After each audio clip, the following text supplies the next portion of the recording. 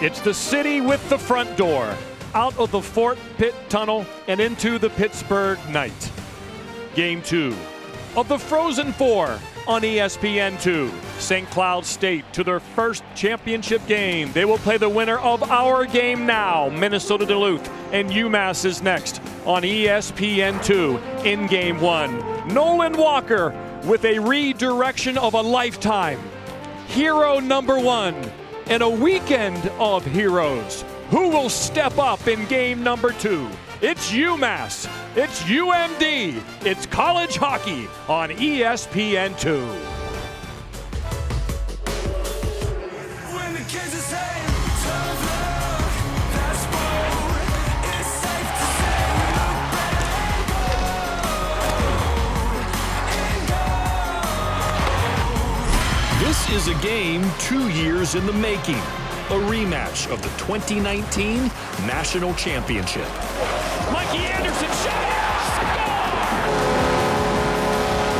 The Bulldogs want the three-peat. To Milwaukee, shot, he scores! And the Bulldogs to the NCAA Frozen Four! UMass wants their first and revenge. Got dead with it in front! Hat trick! Hat trick! Hat trick! UMass Minutemen returning to the Frozen Four. College hockey in prime time. Game 2 of the college hockey Thursday doubleheader from Pittsburgh.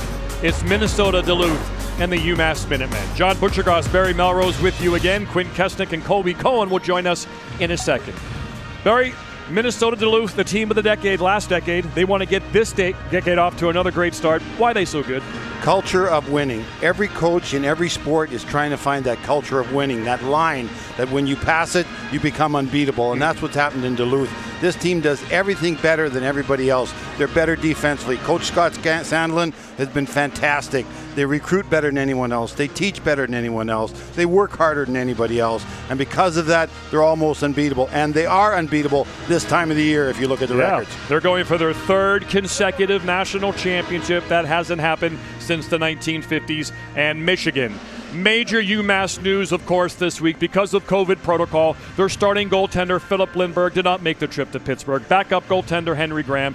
Jerry Harding, part of their regular rotation. And, of course, the man who got a hat trick in Bridgeport, Carson Gisevich, their leading goal scorer, is out of the lineup. Huge challenges for this squad to overcome, especially from the goaltending position, because now Matt Murray, huge amount of pressure on this man. He's been through a lot in his young life, and he was a very good player for a couple of years for UMass. He's been waiting in the wings, but the big story with the goaltending is also Quinn Kesnick, who the backup is to Matt Murray.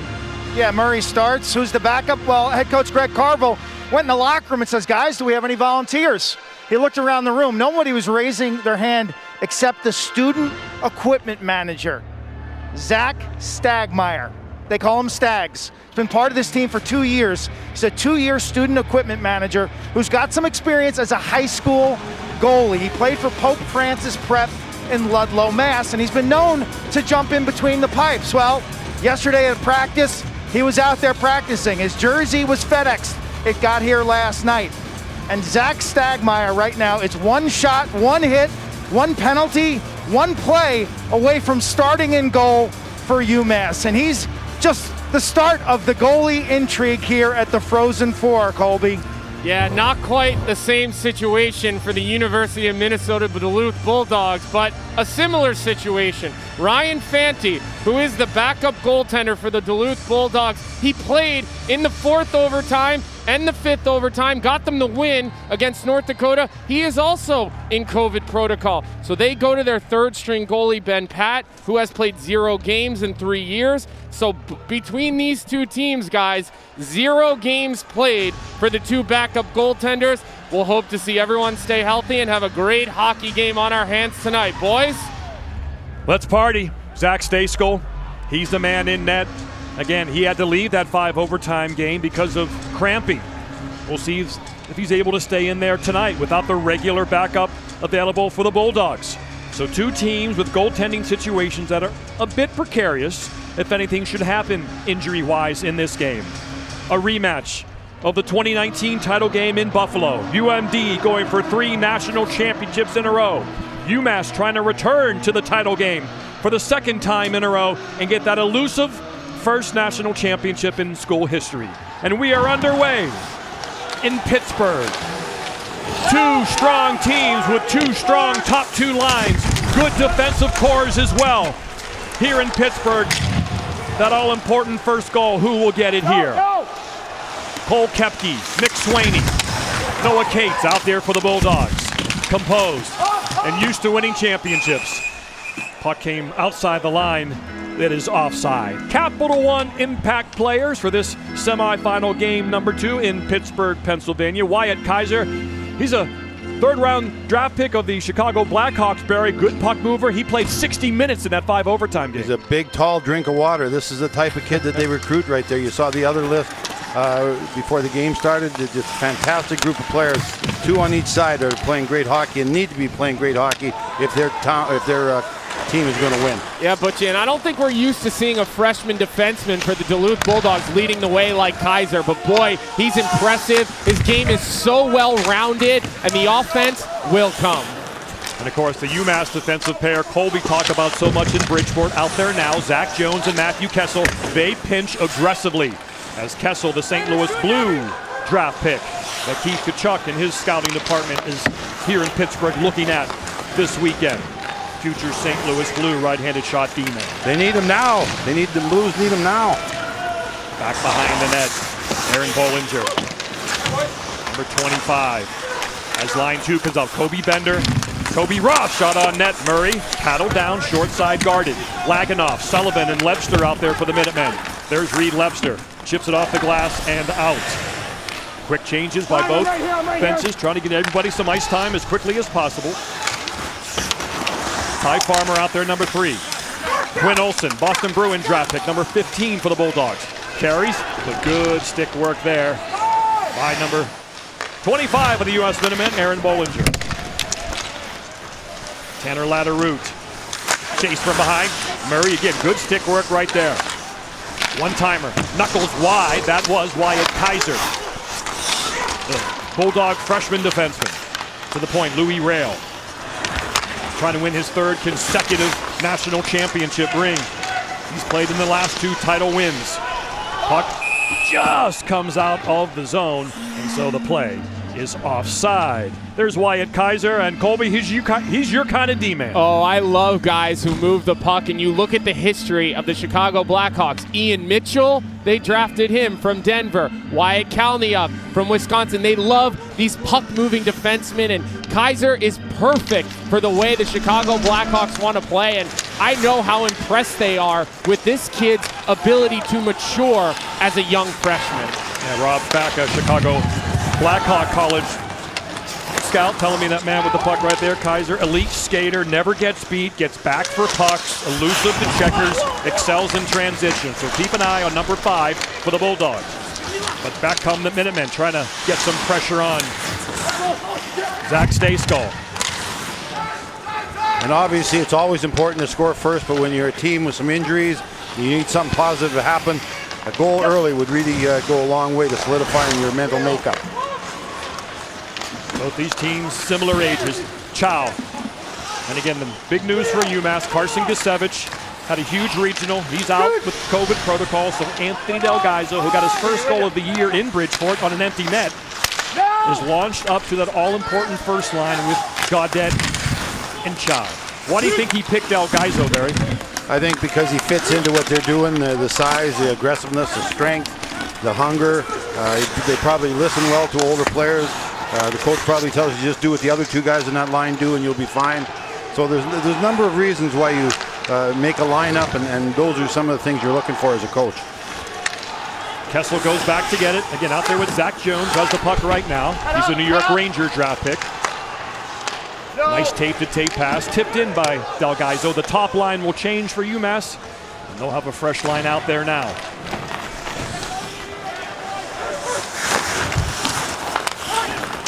Here they come.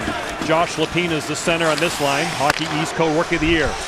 Bobby Trevino, Walter Brown winner, best American-born hockey player, plays in New England. Behind that, Lapina in the slot. Trevino can't connect, and here come the Bulldogs on a rush. Good back checking by UMass, 3-on-3. Cates in front, it flutters wide of Murray. Bender, Roth, and Cates out there. But Trevino will take it and skate it out of the zone. That's Ty Farmer, the defenseman. We'll see the UMass defenseman. It's a strong group. Laganoff with the hit. Mark Del Gaizo, number 2. He scored the big overtime goal in the semifinal game in Buffalo to get UMass to the national championship game against these Bulldogs where they fell. I don't think the Bulldogs really care about if it continues like this right now. UMass obviously wants to keep it close for a longer period of time. UMass obviously has more goal-scoring ability. They're kind of feeling each other out. Only one shot on goal so far. Del Gaizo turning, firing! State School never saw it, but it went wide. Laganoff throws it back around the net. There goes Del Gaizo again. That hit the crossbar. Yeah, Nashville Predator draft pick. An active shift for number 2. Watch out for Mark Del Gaizo. So we played just over 5 minutes. 2 great teams. Not wanting to take too many chances. Feeling each other out in this semifinal game.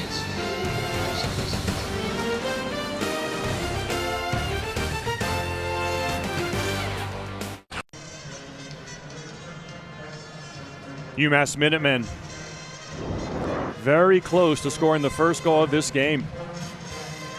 Just off the corner of the crossbar. Stejsko looks like he saw it, was trying to catch it like a first baseman. Yeah. Didn't quite reach it, and it hit right on the corner there. Yeah, I thought he looked more like a third baseman right there. Yeah, Barry, I don't know much about the goaltending position, but I don't think you're supposed to reach across your body to go for that glove save. Maybe he was really not all that worried about that shot. He is a big boy back there. I mean, I'm sitting about 5 rows behind the Duluth bench, and I have a good sight line on Zach Stejskal, and he is a big guy in net. He towers over that crossbar. 6'4", 215 from Cohasset, Minnesota. He's a 1999, born late in 1999. He'll turn 22 later in the year. Boy, I just wanted to touch a puck. No shots on goal yet. Murray can't play it, can't freeze it. Down goes a Bulldog, but play continues. Cole Koepke, Tampa Bay Lightning draft pick out there. With Noah Cates, Flyers draft pick with the puck. Nice little move there, trying to get free.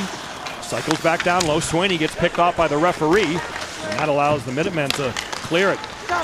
Chow, Gaudette, Del Gaizo. Here's the first line replacement. He'll play good roller derby hockey. Yep, he's a good skater, really quick. He's a fearless Jersey boy, brother of Mark Del Gaizo on defense. There he is right there.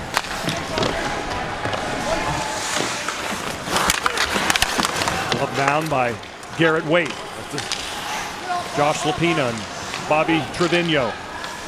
And Garrett Waite, the second line. I think you'll see a lot of line number 1, line number 2 for UMass. You wonder how much that fourth line will play with 2 inexperienced players out there. Eric Faith and Cal Keefe. Minutemen, Trevino shot blocked. Out come. Bulldogs are getting a little sloppy in their zone right there. Toby Bender. Pass can't connect. Bouncing behind Murray. So far looks sharp.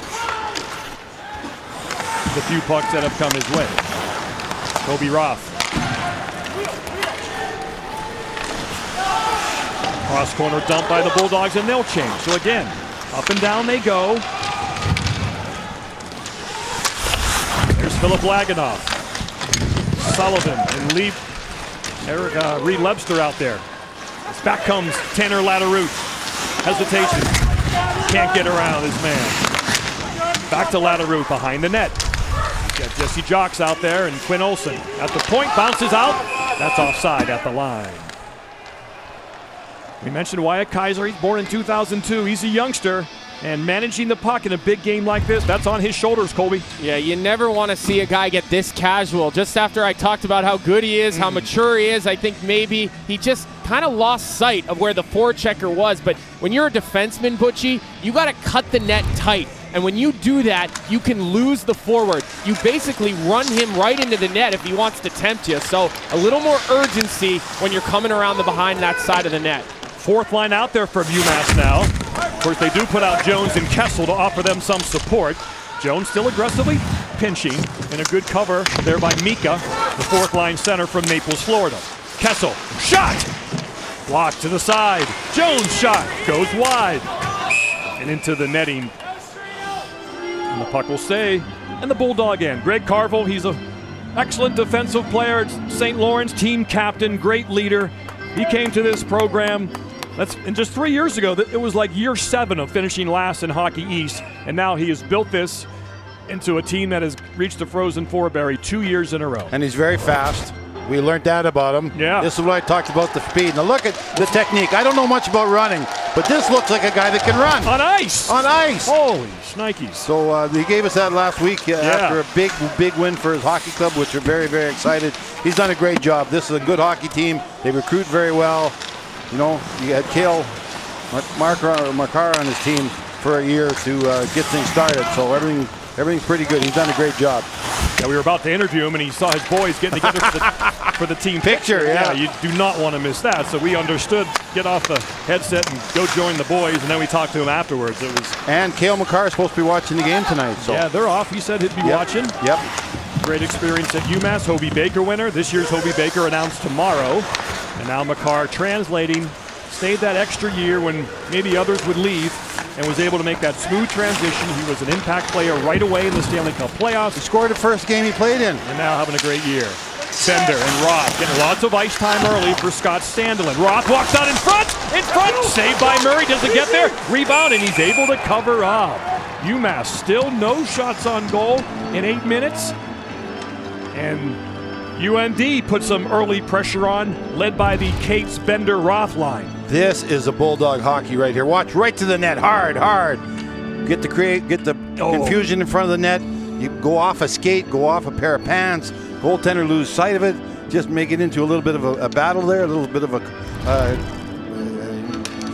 battle in front of the net. Great job. That's how the Bulldogs play. Talk about winning culture. That's it.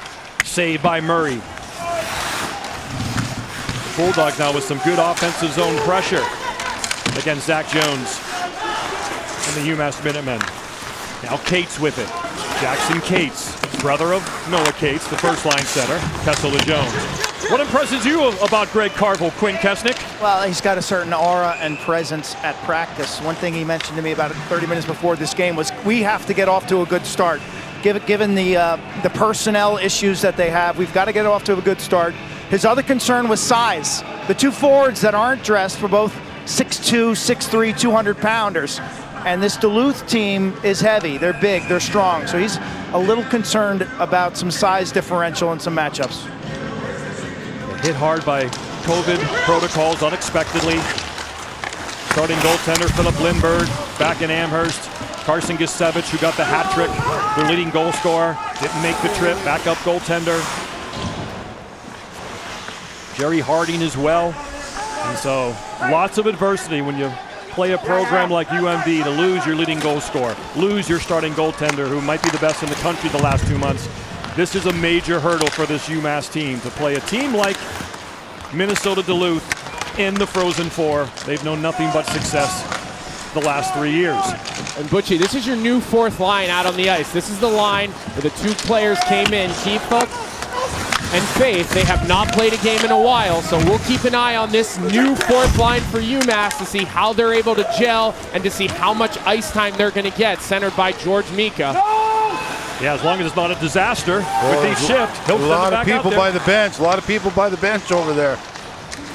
Chow on the top line back out for UMass. Delgaizo rims it around. Here's Gaudet. Had that huge regional. He got hot late in the season after not a very productive season in the middle. In the front, Gaudet has a chance for the quick wraparound. That's the first shot of the game for UMass with 9:48 to go. It took 10 minutes and 12 seconds for Zach Stayskal to feel a puck.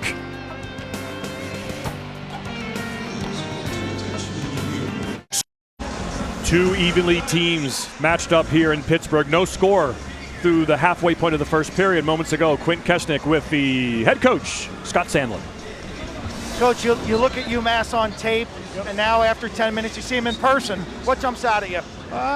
Pretty much what we saw on tape. You know, good, solid team. You know what? They're balanced. They got good speed, and they go hard to the net. So, you know, both teams play similar styles, so we'll see who can outlast who. Yeah, what makes the difference if both teams are playing similar styles? Well, again, you know what? Both teams are going to keep pounding away, so hopefully we can win that battle. Thank you, Coach. Thank you. He's been a champion all his life as a player and coached North Dakota and 3 national championships here for UMD. And Noah Cates and Nick Swaney and Cole Koepke, the top lines out after the TV timeout. Just the way he built the organization, John. You know, we've been here, we've seen it. Everything's so professional. He's so professional. As we said, winning culture, winning culture. Chow, Gaudet, Delgaizo back out there for UMass. These two teams do look very even. UMass defensive core might be a notch above UMD. UMD's top 2 lines, though, with experience and speed, certainly perhaps a little more dangerous than UMass's top 2 lines. So I think you would give a slight edge to the Bulldog forwards and a slight edge to the Minutemen defense. We'll see what happens in net. That's always, of course, the great equalizer. Stayskal and Murray. Good defensive play there by Trevino. Back comes Delgaizo, defenseman. Quick shot. Stayskal there. That shot almost under his armpit. Only 3 teams can now win the national championship this year. After St. Cloud State defeated Minnesota State in Game 1, it's their first national championship game as they seek their first national championship.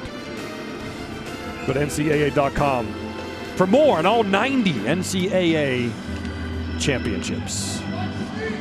ESPN will be the home of the national championship game Saturday night. Big pregame show as well as we celebrate this great sport. Pass in front, Lapina almost had a chance. It fluttered over the cage. Really good work by Garrett Waite behind the net. Lapina's a good-looking second-line center who will get drafted this summer. Roth in front, but stolen there by the Minutemen, and back they come in transition. Lapina, the fine freshman center, Trevino. Shot, saved by Stayskal again, just under his right arm. Oh, there's a late push. Matt Cairns, Mississauga, Ontario defenseman, the Oiler draft pick, pushing and shoving. Stayskal, bit awkward there, Colby, with the last couple saves. Yeah, anytime you're a defenseman and you're able to join the rush in that second wave of attack, it's not about leading the rush if you're an offensive guy. It's finding that weak spot that Matthew Kessel just found in that second wave between the 2 layers of defensive coverage. You're going to get a good opportunities, Butchie. Tanner Latterou's been skating well early on. Jesse Jock's out there, the center of this line, with Quinn Olsen, the other winger. Nice D-to-D all along the entire length of the blue line. Lelig keeps it in. Down in front, taken away there by Philip Laganoff, the third-line center for UMass. I thought Lelig could have shot that. He looked like he had time before the checker got in his face. That'd have been a good shooting lane. 4 shots on goal for UMD, 3 for UMass. No great chances yet for either team. As Scott Sandlin told Quinn Kesnick, they're very evenly matched. Mark Delgaizo, nice little saucer pass to lead the breakout. Cal Kefuk, 4th line back out there for UMass. Mika, pass in front, turnover, shot all but whiffed by Kefuk. Nice play by Mika to the right point. Some time and space. Shot wide on purpose, looking for the redirection. Couldn't get it there, Colin Felix. Felix will try to keep that puck in. He does. Delgaizo asks for the puck to the front. Tipped just wide there. Some good pressure from the Minutemen finally. Yeah, the UMass D starting to get involved, and something we've seen out of this UMass Minutemen team is all 6 of their defense like to pinch down the walls. They like to keep pucks. Watch out, Cates in alone. What a stick work there by Zach Jones. Big play by number 24 in white. Still pressure. Back to the point. Gets by Darian Goetz. Stays in, and Chow has it. Gaudet. Here comes Gaudet. Nice move to the blue line. He's got Chow behind him. Leaves it. Chow. Delgaizo, but it's hit his feet. Again, Oliver Chow doesn't like to shoot. He looks to be a pass-first winger. Maybe should have shot that one. Back come the Bulldogs. Koepke around the net. In front! Puck is loose, but Chow, nice little play to not only clear it, but go tape to Delgaizo.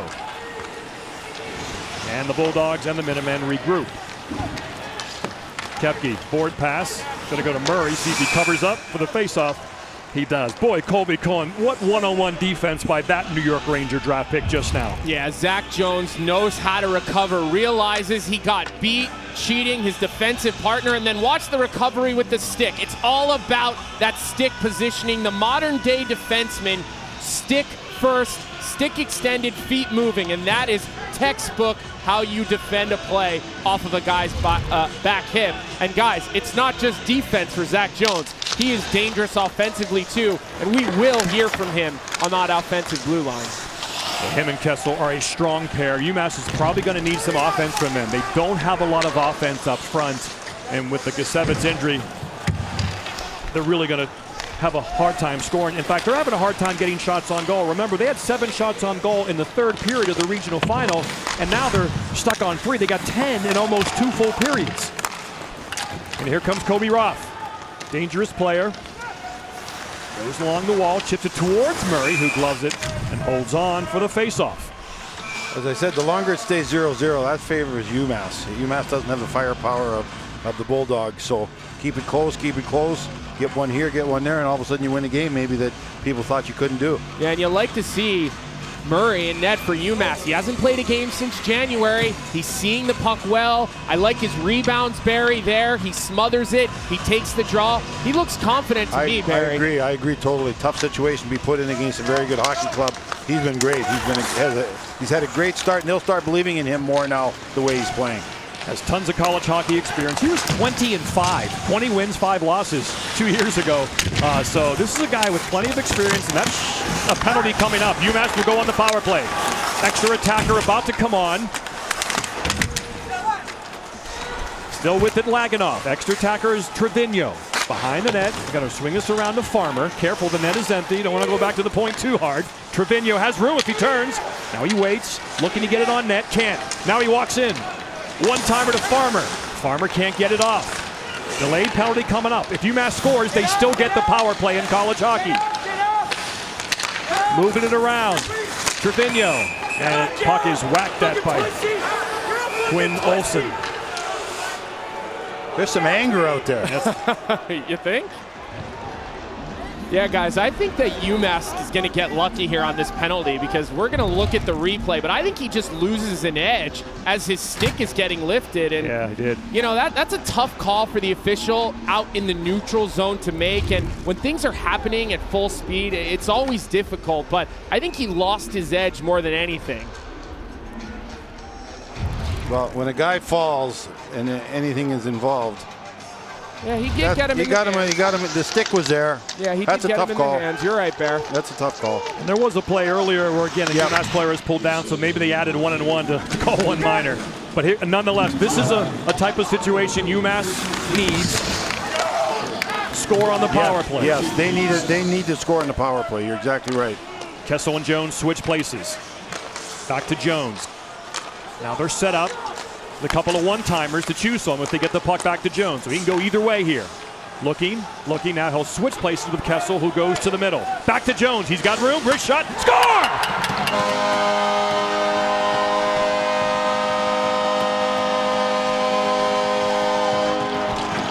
Bar down, hands up, mama cries. What a wrist shot by Zach Jones and the man who had to score, Barry. The two men who had to do it right here. You're exactly right. And watch what happens here. This little exchange of the puck at the blue line. It gets the goaltender to move. See how he's looking for the puck? That little movement there back. He has to move too. And right there, he loses the puck off the stick. Eyes don't pick it up. Glove doesn't pick it up. That little bit of movement again, and look at all the bodies in front of him. They all had his eyes, even his guys on his side. So it was a perfect shot from the point, well executed. But again, that one movement where the puck went from the middle to the side, back to the middle, altered the shot. Big goal. Here comes Kobe Bender. So the big man, Jake Gaudette, provides the screen, and being 6'4" didn't help Skate's goal right there. That's a quintessential UMass kind of goal in a game like this. Their two best, maybe offensive defensemen create a goal. But back come the Bulldogs. Shot is tipped high off the glass, stays in play, and Garrett Waite will chip it out. It's a power play goal for Zach Jones. Big year for the Virginia native, and he continues that big year. 23 points in 27 games coming in, make it 24 and 28. So almost a point per game defenseman as a sophomore. He was productive as a freshman, so was Kessel, and they both take another step this year. Comes Reed Lester. Shot! Glove by Stayskal.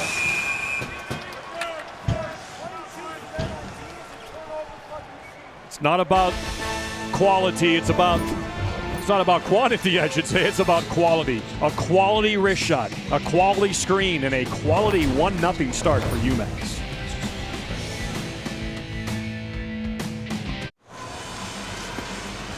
UMass goalie Matt Murray has a connection to the Humboldt Bronco bus tragedy of just over 3 years ago. 29 people on board, 16 were killed, 13 severely injured. Murray, 6 friends on that bus. 5 of them died on that Saskatchewan highway. 1 severely injured. Players' names on the back of his mask. Obviously, a situation that I don't know how any young person deals with. But he is, and he has, and that's part of the adversity this young man has been through. He was the starting goaltender, then he wasn't the starting goaltender, and you always wonder what thoughts go into a young man's head who's been through so much as he has. Here he is in the semifinal game in Pittsburgh, Pennsylvania. So far, so good for Matt Murray and UMass. Kessel and Jones back out there. Open shot. Murray can't glove it. Saves it. Next shot. That one is secured. So Matt Murray, the glove save wasn't quite completely snared. Allowed another chance, and Noah Cates can't quite beat Murray. Well, Johnny, if he wasn't secure and confident before this sequence of saves, he is now. He's moving very well. Right here, good shot from the middle of the rink. He makes the save right there. Can't control it with his glove. Fights through it, though, ends up with it under his blocker. Just a great job. So he's confident now. He's ready to go. He knows he's set. He knows the team's going to play well in front of him.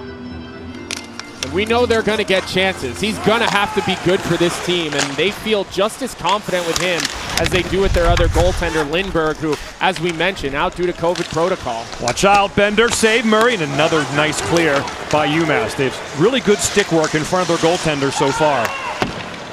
As the Bulldogs have put on decent pressure, they've had some chances around the cage. Oliver Chow had an assist on that goal, and he has a 4-game point streak. Shot as Wyatt Kaiser showed off some of that skating, meandering through the zone and getting a pretty good shot from 25 feet. Oh, we're so glad hockey returns. NHL hockey returns to ESPN, ESPN Plus, Hulu, ABC. This fall it all starts. New franchise with the Seattle Kraken. Barry, your patience has paid off. Only took 17 years, my man. You could have left, but you didn't. I was a hockey department. I couldn't leave. You Who would have shut off the light? Who would have shut off the light if I left? Barry Melrose's loyalty pays off. He was too busy filming the Most Interesting Man in the World commercial, so he stayed busy in those 17 years. All of us are very happy. No doubt about it. The entire building, and we love the reaction on social media by you, the fans out there on Twitter and Instagram. The day it was announced, it was really overwhelming. Knew it would be a big deal, but man, did not expect that. So thank you so much for your love. Rumor has it that Levy might actually work one of these days too on this show. Borderline call. Yep. Have to see how the weather is. Turns in front, shot, Olsen, it's loose, and it's in! Tanner Latteroot has tied the game for the Bulldogs.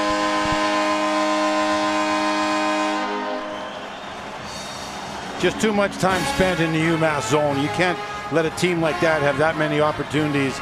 They got playing the Bulldogs. They got playing Bulldog style, winning the battle. A little bit of a cycle right there. Strong move to the net. There's one chance. And just those big bodies in front of the net. Latteroot ends up winning the battle with the man who was checking him, and he puts it in the wide open net. Again, the numbers were there. 3 Minutemen back there. They just couldn't win the battles. Yeah, Barry, there was a little miscommunication by the defense between Bollinger and Farmer behind the net that allowed about 2 or 3 feet of space, and we know Duluth knows what to do with a little space around the net. UMass has picked it up, or I should say UMD has picked it up. 5 shots in the last minute and a half. They're getting them in volume now. They've had a lot of good chances down low, Colby. They're really circling the net. This is really what this line, these top 2 lines do. Yeah, this is their game, and this is the way they like to play. And Barry called it out earlier. It's making plays towards the net, scoring those gritty goals. Tanner Latteroot winning body position on Bollinger, the freshman defenseman who I've been really impressed with from UMass, but there he gets out-muscled by an older, stronger player. And guys, body position at the net, that's really all you got now. You can't tackle guys. You got to use your stick and use that body positioning. We are tied at 1. That puck was going to go in anyway. It was going to be Quinn Olson's goal, and it almost went over the line completely.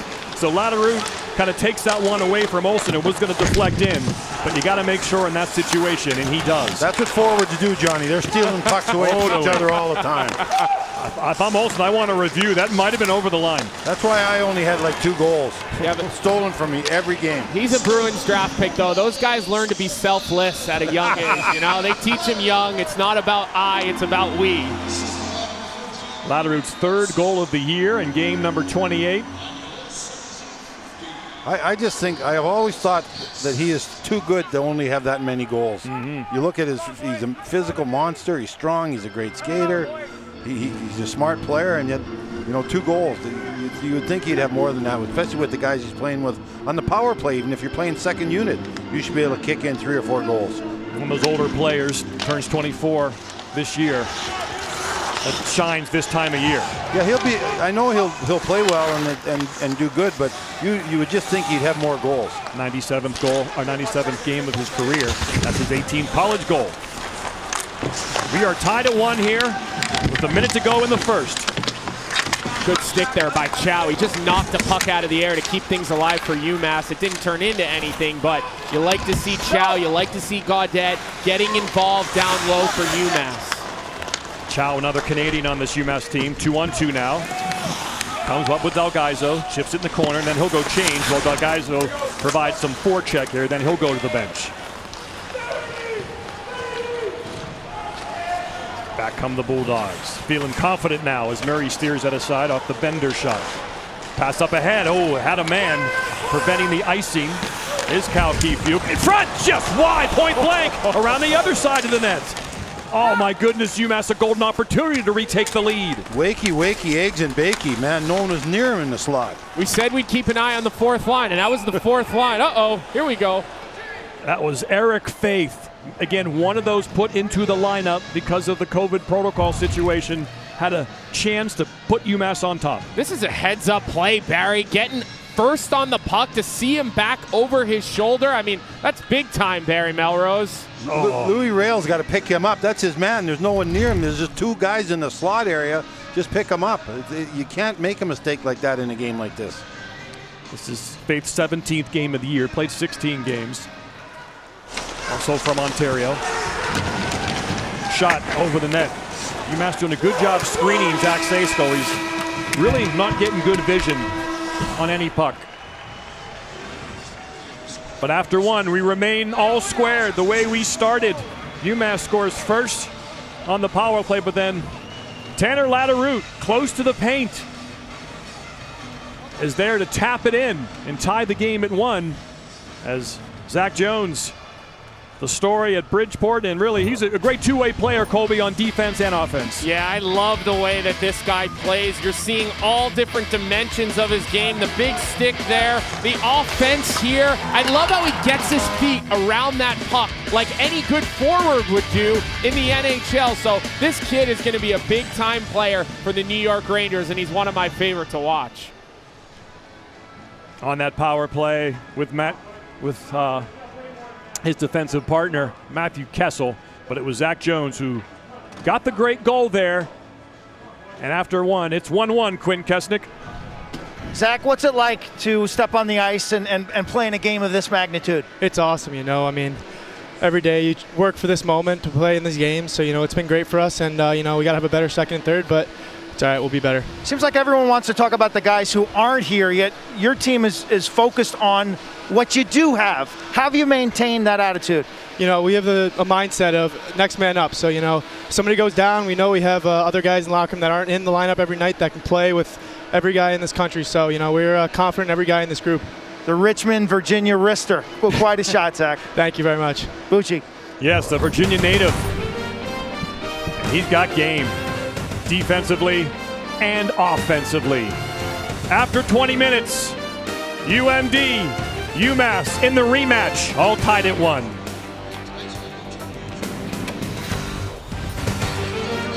Less than a minute away from the start of the second period, the UMass Minutemen take the ice, all tied up with Minnesota Duluth. 1-1. Only 5 shots on goal for UMass. They got their goal on the power play. The Bulldogs vary the better 5-on-5 team, as Sean Richland, I think, pointed out very well. As long as they stay out of the box, they could be in good shape. And let's start with the power play goal, where UMass probably will have to do their damage tonight. I love their power play, the way they move the puck, because every time they move the puck, the defensive player has to move also, and defensive players don't like to move. This is great, the transition at the blue line. They changed positions. Now the guy at the top moved over, leaving that lane open. The goaltender is trying to find the puck. You got man in front of the net, supplying the screen. That's a great setup on a power play. Colby, what do you got up there, man? Well, the other goal at the other end didn't look quite the same, but Quinn Olson, the Boston Bruins draft pick, going to work down low, using the points, and this is Duluth hockey. They are grinding down low. Olsen wins a battle behind the net. He comes out, he establishes position and gets the puck at the net, and Latteroute bangs it in. That is a key goal for Duluth, and boy, that's what it looks like when that team is playing well. Tanner Latteroute from Edmonton, Alberta. The goal scorer for the Bulldogs after 20 minutes, still tied here in Pittsburgh. John Butchergrass, Barry Melrose. Heard from Colby Cohen. Quint Kesnick is rinkside. We're going to hear from him. And Quint, what have you heard down there among the benches? Well, Greg Carville's biggest concern is in his D zone in terms of Duluth having too much possession time. Say, we got to be more aggressive down by our own net defensively. They've got too much possession time. I think that's a little bit of what he was referring to yesterday as well. We talked about the players they're without. There's this little bit of a size differential here.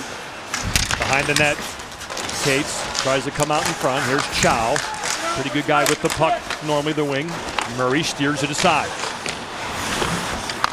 The winner of this game plays St. Cloud State Saturday night for the national championship on ESPN. Swaney, Cates, and Kepke. Experience out there right now for the Bulldogs. They got possession time. Broken stick for Felix in front, the defenseman for UMass. Luckily they get the puck out, but this is a long change. That would make a play like that more difficult in the second period. Frozen for teams. We're 1 for 18 on the power play in the regionals. 1 for 18. They're 4 for 4 tonight in the 2 games.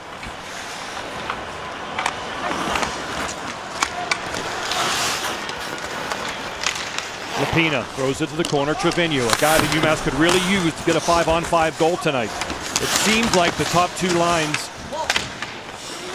of the Bulldogs outplaying UMass. There's a dangerous play by Bender, but he gets it to Roth, and here comes Kobe and Kobe. Roth, Bender, Roth in front, saved by Murray. Back to the point. Matt Anderson looking for his 3rd straight ring. Pass in front as Bender goes flying over Murray to avoid the goaltender collision, and the puck is frozen by Murray.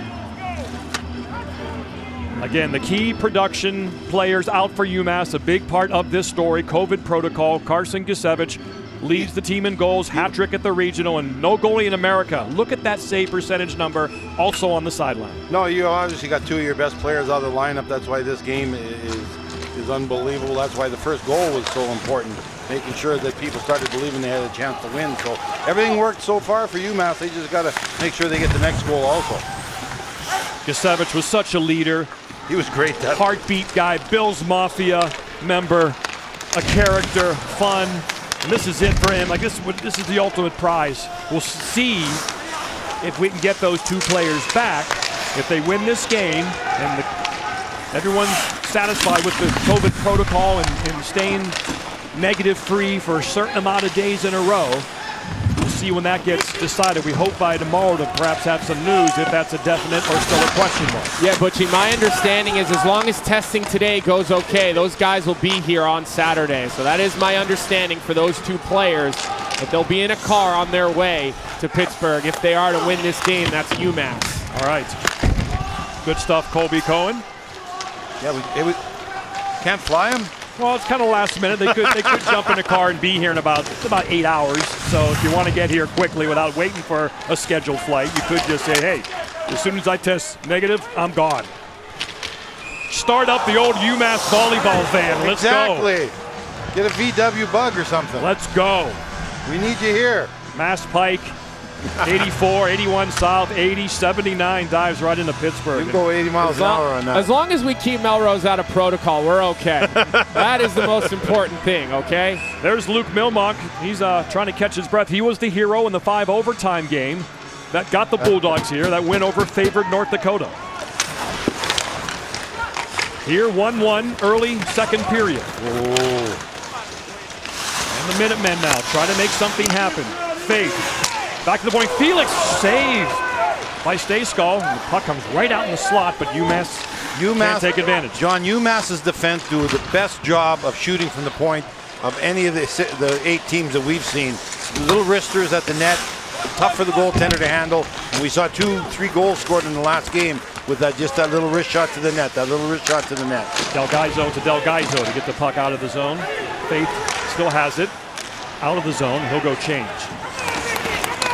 Delgaizo, Anthony, replacing Gusevich on the top line. He's down low with it, back to the point. Tough pass though for Kessel to handle. That was a hot one in his feet.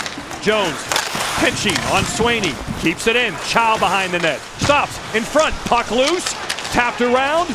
Kessel regroups, wrist shot, save, puck still loose, squirts to the corner. Kessel throws it in front. Jones will get to it. Look how active the UMass D. Both of them going down the wall simultaneously to keep pucks alive. That is a confident skating group, but I will say, I've seen Duluth, as the icing comes here, they're looking to use center ice, but these 2 defensemen, Matthew Kessel and Zach Jones, they run this D core. They are so good at keeping pucks alive, and that's a forward's best friend. You love to know that these pucks aren't going to be dead plays because you've got 2 extra guys that are thinking offense and also being responsible defensively, keeping the puck in. Josh Lapina is a good face-off guy despite his young age. He takes pride in it. Let's see how he does here against Jackson Cates, the veteran. Clean win by the freshman. Kessel to the net. Never quite got there. Trevino, watch out for him. But great coverage by Louis Rail, the defenseman. And back come the Bulldogs. Oh, that looked offside. Called onside. Wrist shot. Saved by Murray. Lapina gets it out. The 2 Bulldogs actually ran into each other when they had the puck. They had time and space also, so that's something to look at and realize maybe we did something wrong. Yeah, I think Kobe Roth expected to get the pass. He was out in front, and he was trying to keep that leg onside, almost pulled a groin. Another icing?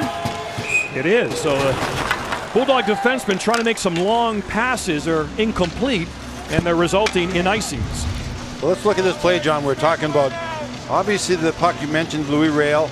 There's the loose puck. I think Roth wants it right now. That's when he wanted it, exactly. Yeah. And then he doesn't get it, so he's got to slow down. But if he goes too fast, he's going to go offside anyways and blow the play. So miscommunication really caused him to miss a great opportunity for a good shot anyways. Not saying it's a goal, but at least a good shot. Puck in the netting, another face-off, which will stay in the Bulldog end as UMass is getting some offensive zone face-off. UMass is taking over, Johnny. They're slowly taking over this thing right now. Yeah, the one thing, though, that I noticed with this Duluth team, and you talked about it in the open, Barry, they recover so well. Anytime a guy's out of position, there's so much good coverage and so much good responsibility from the Bulldogs. Farmer walks the line trying to find a lane. Lebster, wrist shot, never gets there. Never had a chance to get there. And this suffocating 5-on-5 defense continues for UMD. They've only allowed 6 shots in this game. Outside of the power play, not much happened for UMass. Quint Kesnick, ringside, what do you have? Ed Carville yelling to his crew, "You're wearing him down, man, you're wearing him down." He likes what he's seen in the last 5 or so minutes. Yeah, he's getting some offensive zone face-offs so they can keep winning them and get some shots from the point, get those tips. That's really their game. But still, just 6 shots on goal in the game for the Minutemen. 6-1. UMass on the dot, on the face-off dot. So they're having an excellent period. That's what Greg Carville's saying. You're wearing them down by getting offensive zone face-offs, winning offensive zone face-offs, and putting them on their heels.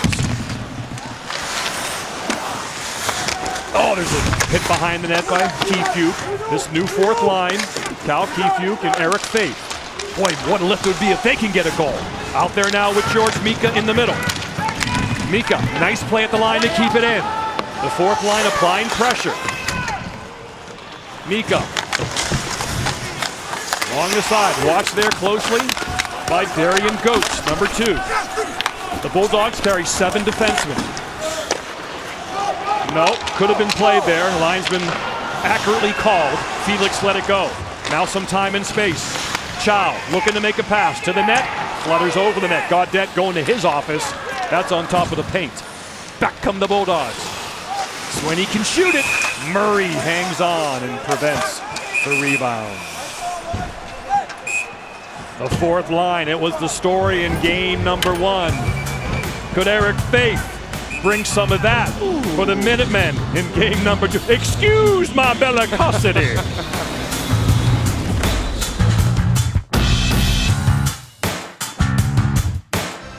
The UMD Bulldogs wear the number 17 patch in honor of Mark Pavlich, a member of the 1980 USA Olympic hockey team, passed away last month.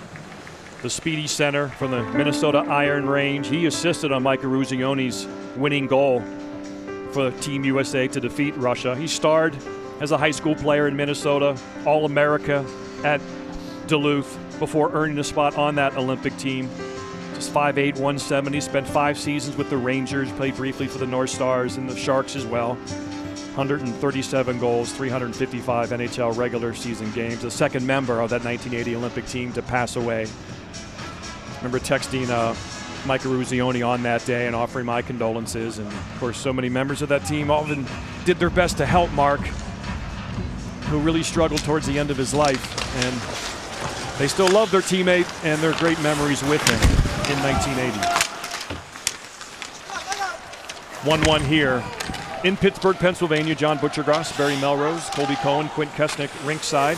Thanks to Nabil and Sean and Mike back in the studio as well, giving you this awesome college hockey coverage on really one of my favorite days of the year, doubleheader Thursday, and then we have the national title game Saturday. Big pregame show scheduled as well on ESPN. Murray saves. And you know, when your name is Matt Murray, Barry, and you're the goaltender and you're playing in Pittsburgh, that's some pretty good karma, because they have a guy who once played here in Pittsburgh named Matt Murray who helped win a couple cups. And I actually ate with his family one day at a local establishment, and there's Western Canadian people, so we got along good. Matt was a young goaltender there then. He hadn't. Was that Arby's? No, it wasn't Arby's. It was a classy joint. Okay. You know Barry isn't picking Arby's. Yeah, if it's not a Capital Grille, I actually do like Arby's. $200 bottle of Pinot and Bisque for days. Hey guys, everyone put their credit card out. Let's go. Oysters for everyone. Let's go. Barry's got that show dough. Back come the Bulldogs, trying to show their dough. Ross can't get it by Murray. Present on that one. Anderson looking. Number 3, that will stand for 3 rings for him if he's able to complete the weekend with 2 victories in a row. Both of these teams just need 2 wins in a row to win the national championship. St. Cloud State, just 1 more. Net stays on amongst the collision around the net. Wrist shot tipped. Save. What a gorgeous tip by Roth between the hash marks. Yeah, that's a good shot by Connor Kelly, the defenseman from Minnesota Duluth, as this thing just trickles down for icing. A lot of discontent people, but that's a smart shot, Butchie, right along the ice. He's looking for a tip. He's not trying to score, and that was a dangerous chance for Duluth. This is Roth's 134th college game. That's what we're talking about in terms of experience right there off the Connor Kelly shot. Face-off won by UMass again. That Latina, as a freshman, he takes pride in his face-off. There's some NHL players who don't start taking pride in their face-off till like year 3 or 4. That's good, because someone's going to have to start winning draws for both these teams if they're going to win. You got to win those draws, man, if you're going to win big games. There's that strong third line out there again. Latteroot, Jocks, and Olsen. And yeah, both benches working the lineies right now for these icing calls, because they're big in a tight game. You want to get those offensive zone faceoffs if you're Scott Sandlin, like you have one right now. And Latteroot will take it. He'll try to win the draw back to the point and get things going. That's UMass again. UMass is doing a great job on draws. Well coached. You're so well coached. Yeah, especially in the D zone, where it's really, of course, you want to win in the offense, but you really want to win in the defensive zone. Latteroot waiting, looking for Olsen. He'll backhand it. Olsen really skating well. You can see why he's a draft pick of the Boston Bruins. He can wheel, and he shoots, and it's blocked. Nice defensive play there by Philip Laganoff. He's the big third-line experienced center. Latteroot throws it to space. Pinching over there is Cairns. Here comes the Edmonton Oilers draft pick. He reverses it. Ladder route. This line's been really strong for Saut Scanlon. Yeah, this shift smells trouble, Butchie. Yep. Second period, long change. Ladder route. And now they change with the puck. So a fresh pair of legs for the Bulldogs. But now they kind of retreat. Now an easy exit for Bollinger, who dumps it in, and UMass can now change. Louis Rail. Tape to tape to Blake Biondi. Haven't seen this fourth line too much. Milmock, low height, and Biondi.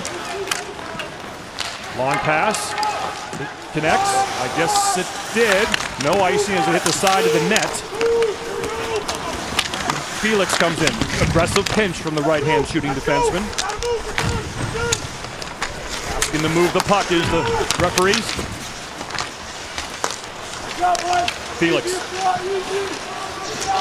Felix shot just goes wide of Stay-Skull. You can hear the referee talking to the players. Good job. Watch the net in front. Watch the push in front. Bad angle shot by Keith Fuke. Every shot's a good shot at this point. Just goes wide. Back to the point. Now UMass changing with possession, but that one's going to get blocked out of the zone, and the Bulldogs can recover as they pound the boards for another good job. 18-6 shots on goal for the Bulldogs. Chow in front, had a man, Gaudette. Has him again. Gaudette and Chow, two-man game. Gaizo is open. Chow in front, has it. In front again, it almost hit a skate and went in. We're seeing lots of shots like that from both teams. Shots that couldn't go in on their own, but could bang off a leg or a shin pad. Well, look at the winning goal from the last game. It was going to miss the net. Hit somebody and went in the net. UMass went almost 7 shots between their first 2 shots of this period. Nick Sweeney has a game-high 4 shots on goal for the Bulldogs. Cairns out there. Tape to tape. Kepke throws it across, but it's behind Sweeney. Noah Cates, flyer drops it. Kepke turns and wheels. No, Kepke, yeah! Oh. Yes! Yes!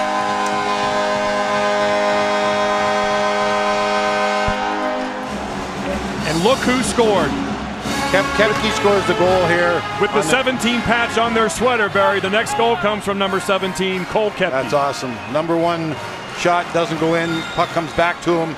Second shot goes up under the bar. Great job. Tried to wrap around. Good speed through the neutral zone. Puck's going down the cycle. He's going to pick it up. 1 step.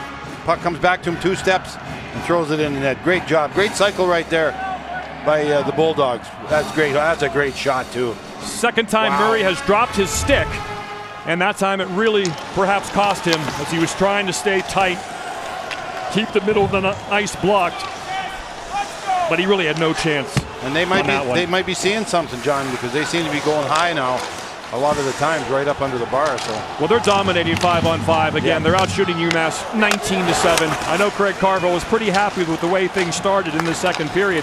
His team was getting a lot of offensive zone faceoffs, but not really any great chances, and certainly not enough shots on goal. Turnover, bullet pass. Oh, what a save by Stay-Skull! Another save, and the shot goes wide. Oh, how did he get that one? well, if this game continues with the Bulldogs winning, look at this time and the saves that are made. 2 unbelievable 10-bell saves. Great job. It looks like they got wide open nets. It looks like you just have to fire it into the net. This is a breakaway. Oh, that's too easy. I'm going to go back door. Great save right there. Fantastic. Goes out in the slot. 1 more shot, and he comes over and makes another save. 2 unbelievable saves. Yeah, that is some serious athleticism. Using your leg against the post, Barry, that's big time. That's stretching, man. That's stretching. That's Stretch Armstrong right there, man, going from side to side. Everybody thought Bollinger was going to shoot the puck as he vaulted off the bench. But then he made the pass to Lebster, had a wide open, and he just couldn't lift it enough. If he just lifted the top half of the net, it's an easy goal, but it doesn't happen.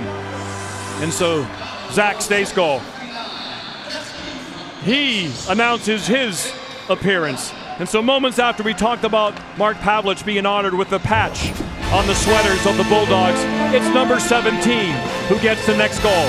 Kepke, goal. Stay-Skull, save. It's a championship effort for the Bulldogs, who are going for their 3rd in a row.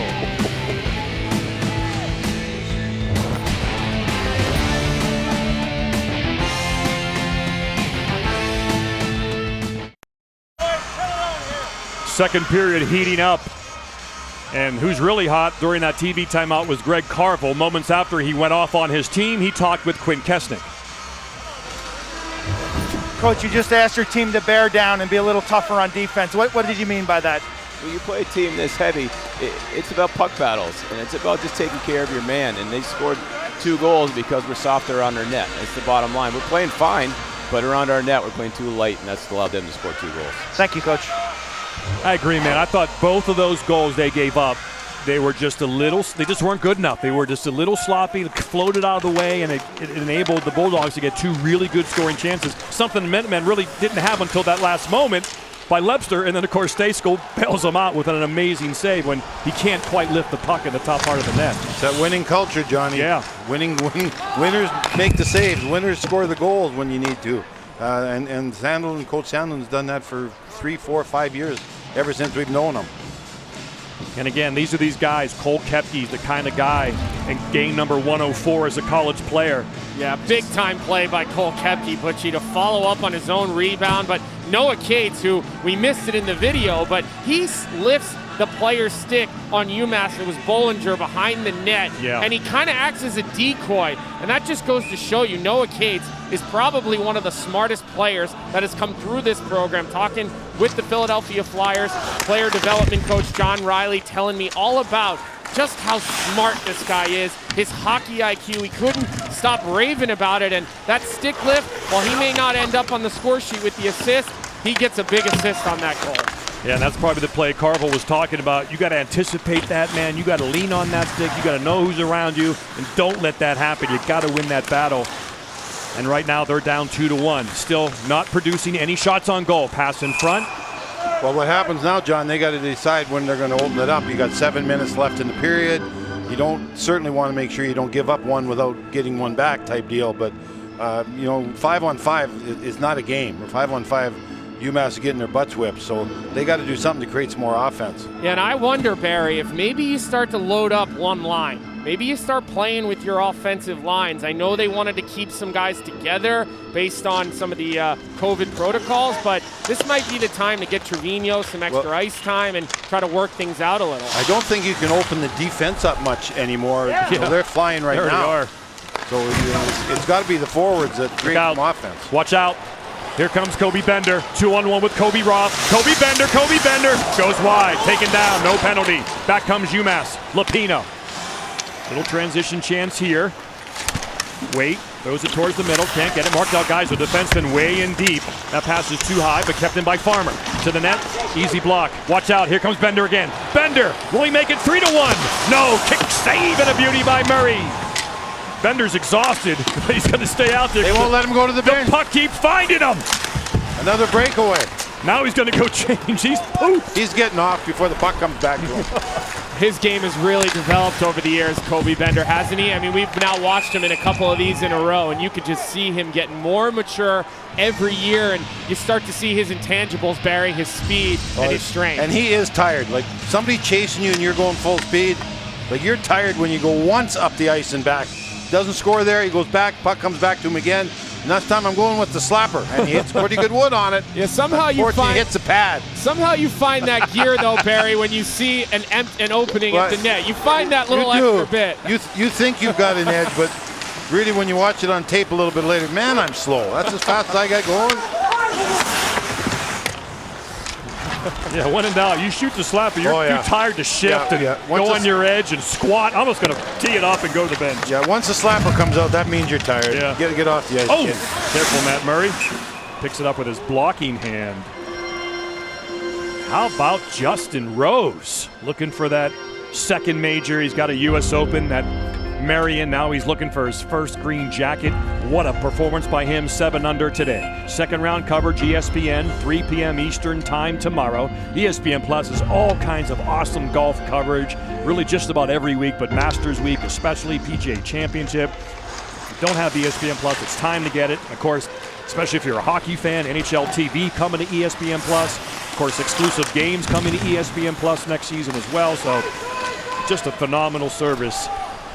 You need to get another icing, so another chance for an offensive zone face-off for UMass. They only have 9 shots on goal, and these are opportunities as they struggle 5-on-5 to try to get something back to the point. You know he's going to put some defensemen out there like Jones and Kessel. Probably, this is what you're talking about, Colby. Every situation, those 2 guys got to go out there. Yeah, every offensive zone draw. But what I found interesting, Butchie, he took Trevino's line out. He put the 4th line out for an offensive zone draw. So, maybe he's liking the way that this line is playing. Maybe thinks they're fresh. I'm not sure. But I'd be loading up Trevino on every offensive draw.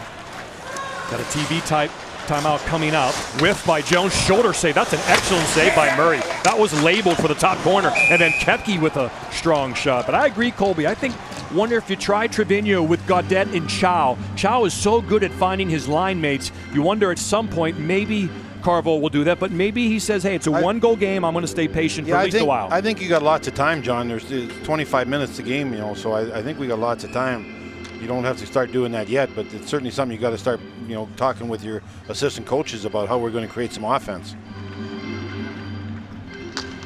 Great face-off win by Lapina. He's fun to watch. He is pure on those draws. 10-second shift for the 4th line, and then Trevino back out there. Yeah, I don't see how an NHL team passes up on Lapina this year. I mean, he just looks like a pro. He's big, he's smooth, he plays through guys. And I know there's teams here. I ran into someone from the Avalanche earlier. There are people here watching these games. Yeah, he wasn't drafted last year, but he's going to get drafted this time around. He's an 0-1, 6'2", 194. Hockey East Rookie of the Year. Really built himself up. Classic college hockey late bloomer. College hockey's for late bloomers. Got to be strong to play this game. More squats, Sparky, more squats.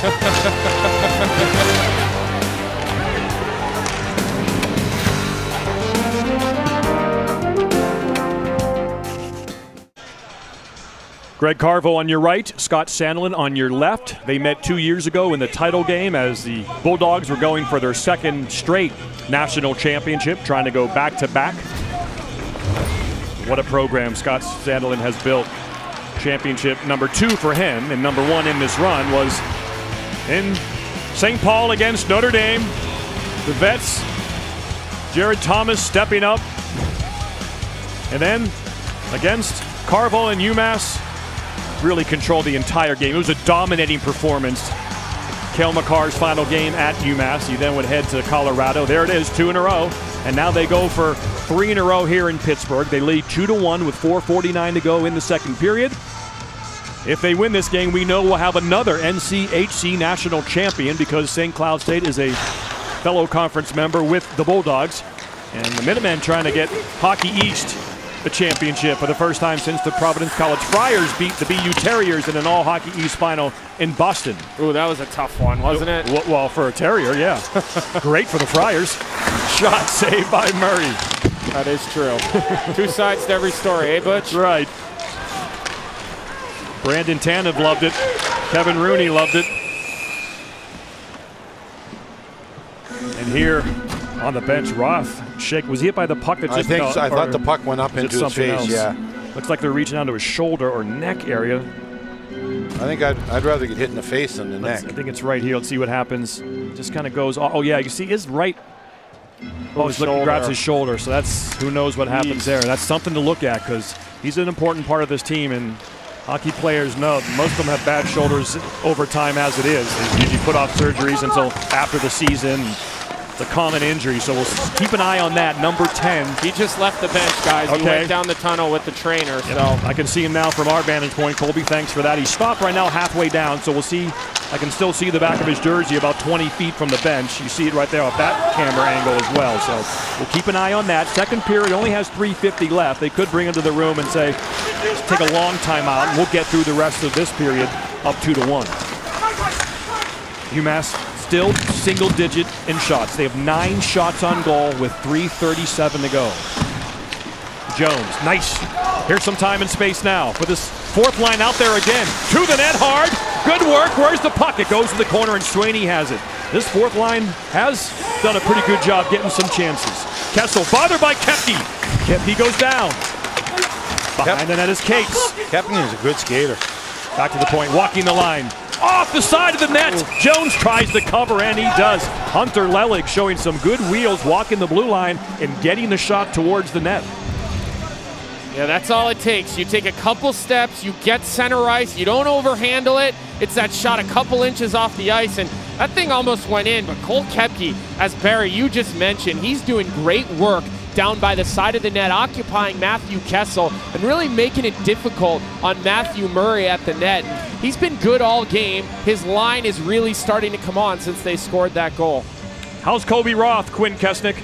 He looks no worse for wear. Laney Hernandez, their athletic trainer, testing his right shoulder, some strengthening exercises, and Kobe, they call him Rother, back on the bench. Oh yeah, if you're a one-syllable hockey surname, you just stick ER at the end. Donor, Rother. It's too easy. Not enough effort put into nicknames. Or Y, Jonesy. Well, you gave us a good one last night there, Barry, but we won't talk about I did that. give you a good one last night. Off the record.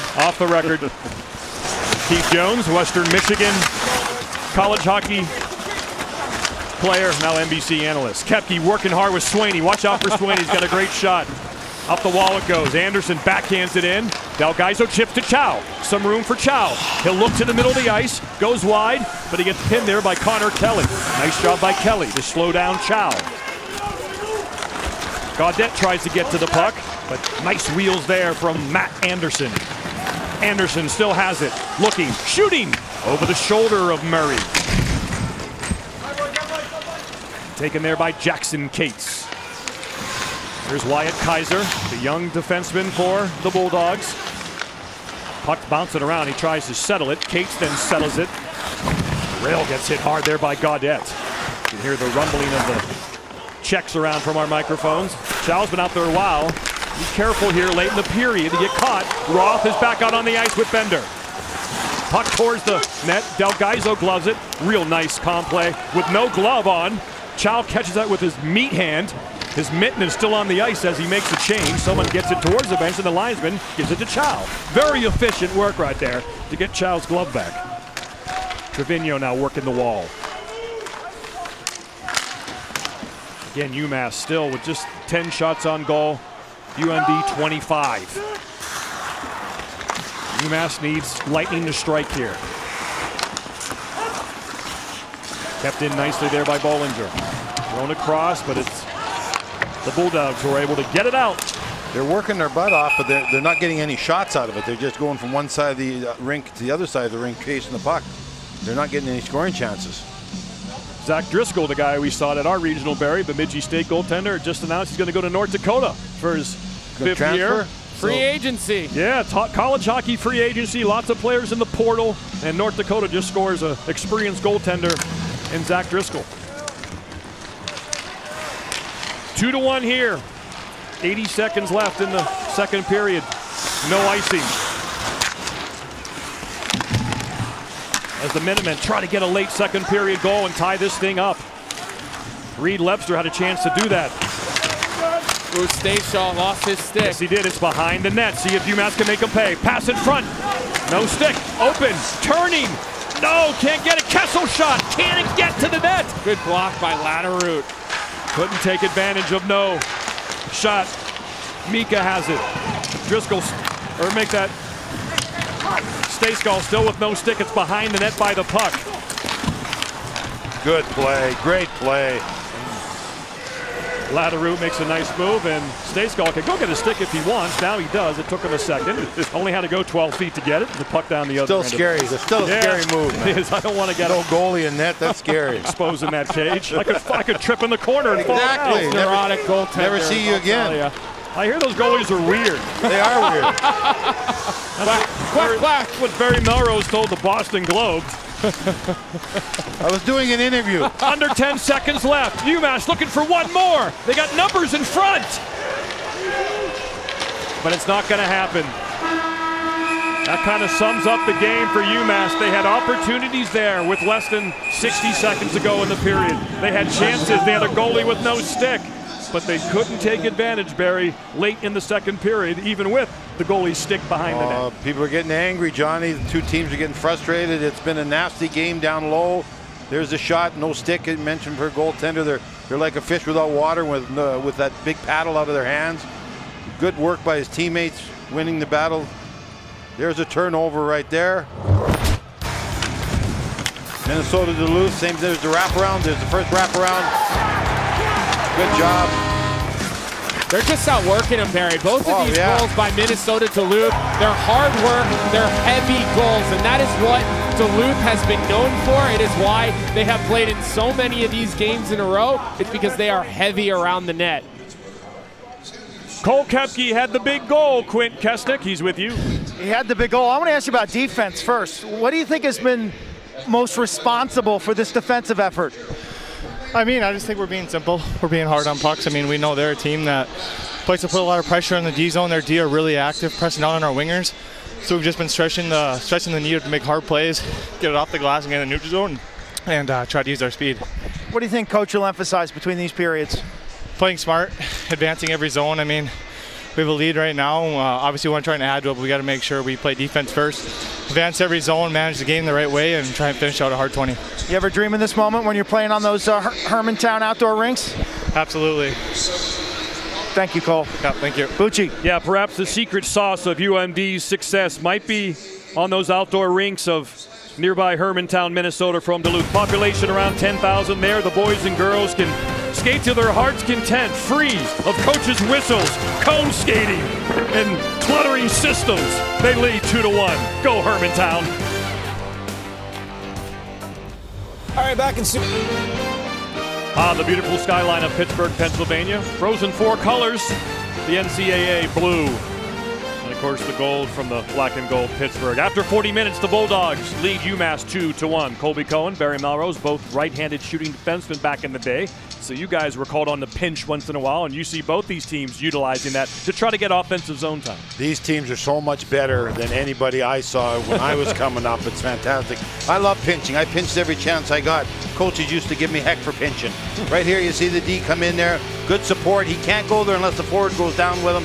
There's the support. He keeps it in. Great job. Yeah, but good teams make adjustments, Barry, and that's just what UMD did. They realize they see the pinch. What do? You utilize the high flip in the center of the ice. You create 50-50 pucks. I was waiting to see the center ice adjustment out of Scott Sandelin and the Duluth Bulldogs, and they did it well and started coming out of the zone a lot better in that second period. And boys, 2-1, third period, here we go. It's go time. The Bulldogs are 10-1-1 this year when leading after two. There's the man that gave them the 2-1 lead, Cole Koepke.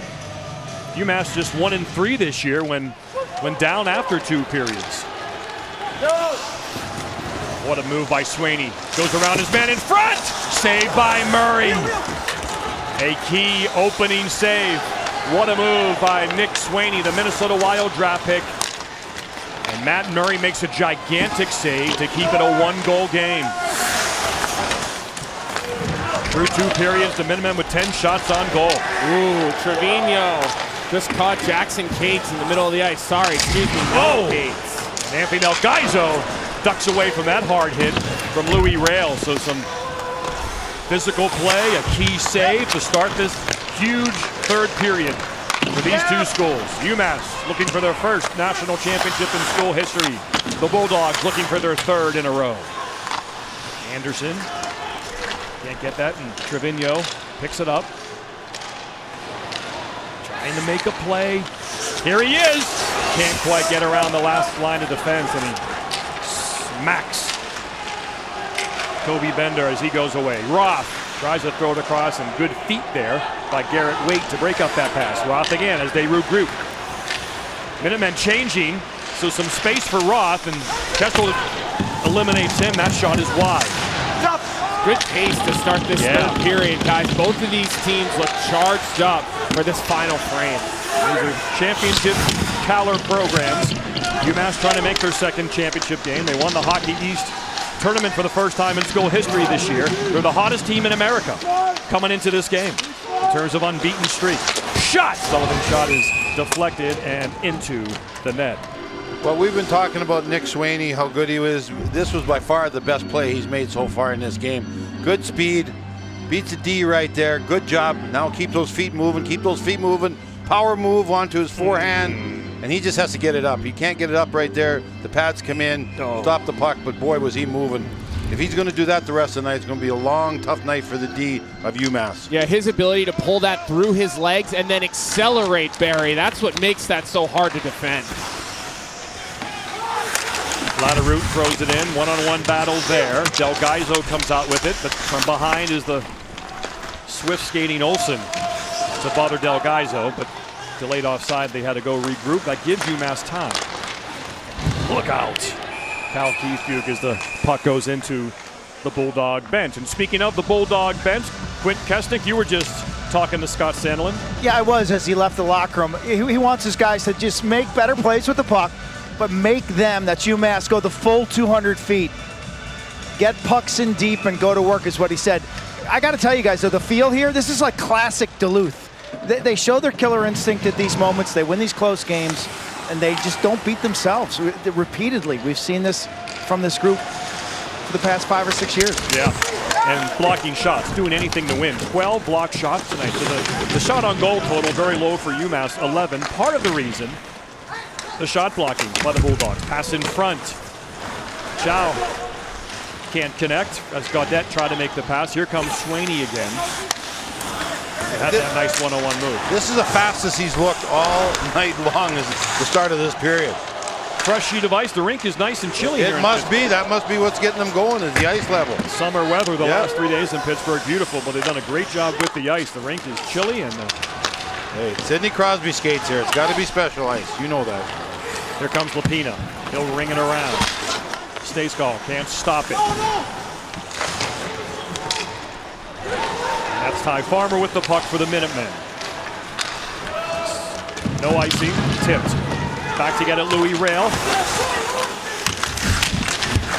Little diagonal passes can always be a little dangerous if they're not handled or behind the center iceman going out for the breakout. Pina, Wait, good job with the body, eliminates the man. No power plays yet for the Bulldogs. Wait, grinding around, Trevino out there. And the Minutemen have some offensive zone time. See if they can get a shot off on Stayskal. Pass across, can't connect. Anderson, but right to Laganoff, and it's gloved by Stayskal. You're exactly right, John. They did have some zone time, but they really didn't get any scoring chances out of that. And that's what they'll talk about on the bench. Okay, guys, you're doing good coverage. You're taking the walls away. You're taking the middle of the rink away. All that's right. Let's get the puck moving, get some shots at the other end. But again, 5-on-5, just no chances for UMass. 27-12 now. That was the 12th shot on goal for the Minutemen, but they win the faceoff. See if they can get one on goal here. Mark Delgaizo can't find the shooting lane, throws it around. Reed Lebster throws it around the other side. Delgaizo's going to get active for UMass, guys. He's a Nashville draft pick, early round guy. He's going to start looking. Oh, open for a shot. 20 feet away was Ryan Sullivan, but good stick work by the Bulldogs to send that into the net as Mark Delgaizo, maybe the biggest goal in UMass history, semifinal game against Denver. Back in Buffalo, he scores the overtime winner to send UMass to the title game and give them a shot at the national championship. But it was Minnesota Duluth 2 years ago in Buffalo who won their second straight national championship, beating the Minutemen. The infamous watch out. Watch out for this as the Minutemen have some room. Eric Faith throws it in front. Broken up and getting out of danger there by Jesse Jocks. Again, the Bulldogs just take the center of the ice away. Oh, redirection out of midair. Almost went in for Eric Faith. He's had a couple of chances point blank. Shot one wide in the first period, and that was almost a miraculous tip-in. And Butchie, the linesman had his arm up for a high stick, and we'll give you a good look at it right here as Keefoot shoots the puck in, and it's Faith who knocks it down, but immediately the linesman had his hand up. So if that went in, they would have looked at it, but I think that would have been a high stick and no goal. I agree, yeah. I think it was high, and if it wasn't high, it would have been too close, certainly to reverse, if that was the call on the ice. Glove down by Felix, nice play. Chow covers for him, looks to make the pass as he always does, down low to Keefe. John, you know who he needs to hear his name is Gaudette. Gaudette's got to be more active the rest of this game. Well, he has the puck right now. And there is a slight adjustment there as, on this shift anyway, Cal Keefe is getting a shot with the first line, Colby, with Chow and Gaudette. Yeah, we talked about some line tweaks, and Keefoot's a guy who, before he was injured, showed some good offensive skill. They liked his game. He did get injured. He dealt with it. He's back. His conditioning is here, and we're going to see a lot of them, I think, in the third period of these top two lines for UMass. UMass had the puck in the Bulldogs' end here last few minutes. Now the next step is getting good shots on goal, then of course getting one by Zach Stayscall as they need to because they're down 2-1 here. First 5 minutes gone. Ty Farmer has it. Goes D to Bollinger, back to Farmer. As the Bulldogs sit back now in a more defensive posture. Maybe too much defensive posture. They are not going to give up an odd man rush. At this point, UMass is not scaring them at all offensively. But it's still a one-goal game and anything can happen. 27-12 shots on goal. Ooh. UMass wants the elbow. Don't get the call there. Good physical play in this semifinal game. The winner plays St. Cloud State for the national championship Saturday night on ESPN. John Butchergoss, Barry Melrose, Colby Cohen, and Quint Kesnick ringside. And here come the Bulldogs now. They're set up. Lelig, shot, blocked. Lebster able to get that out easily. John, they're just so rock solid, UMass. Or I mean, the Bulldogs, just so rock solid. Everything, every area is picked up. Yeah, they're in that championship mode. Yep. They're a machine Yep. right now. They are. Like, you're looking, and we're way up high here in Pittsburgh. We can see everything, and there's just no room to make a play. We're sort of questioning UMass about not getting any shots, scoring chances. There just ain't any room to get any shots and scoring chances. Yeah, and you guys mentioned the fact that they do not beat themselves. Well, how many bad turnovers have we seen from Duluth today? You can count them on one hand. They just don't self-inflict, and you win in the playoffs when you don't self-inflict. You see it in the NHL and in college. Keith Duke out there with the fourth line again now. That's Eric Faith. Keith Duke try to get to Mika. Couldn't. Look at Delgaizo way down there. Top of the circle. Oh, almost found the top right-hand corner. Delgaizo's really fishing. Look how low the defenseman is. Yeah, I said he would have the green light, but Yep. boy, he's down there. He's cheating. And I bet you Duluth will look to take advantage of that. Pass in front. No, it's loose. Keith Duke blocked again by the Bulldogs. Just one shot on goal this period. This icing, yes it is. Thought that Mika made contact with that puck, but I guess he didn't. But that is the defenseman, Mark Delgaizo, doing his thing, Colby. Yeah, this guy loves to jump in the play. And when you skate as well as him, you can take liberties like that. And that's a good little stick, and that's a seeing eye wrister. The puck's actually on edge, which works in his favor. But the thing I like about some of these guys on both of these teams, on these defensemen, the offensive ones, when they can skate as well as they do, they can take liberties like that. Barry, I sure couldn't. Me neither, bud. No liberties. Luke Lowhite, Blake Biondi, Luke Milmock get a shift in the offensive zone for the Bulldogs. Look at now, three Bulldogs back. They're not. You mentioned about outnumbered chances. That pretty well puts a kibosh in any outnumbered chances. Gaudette, Farmer, Delgaizo, Anthony. Too many layers. Too many layers. Yep. 3 layers right there. Yeah, I have a hard time envisioning Duluth giving up an odd man rush this period. They're just too disciplined for it, and if it is, it's going to take a guy falling down or losing a stick because they're too disciplined. To get it is Connor Kelly, number 25. Now the game settles down. UMass got to find a way to get in there and get a turnover like that. Shot blocked. Delgaizo had a chance as Lapina found him. Trevino in front. Trevino again tries to bank it in. It's sitting there. Shot, Lapina safe. Rebound, score!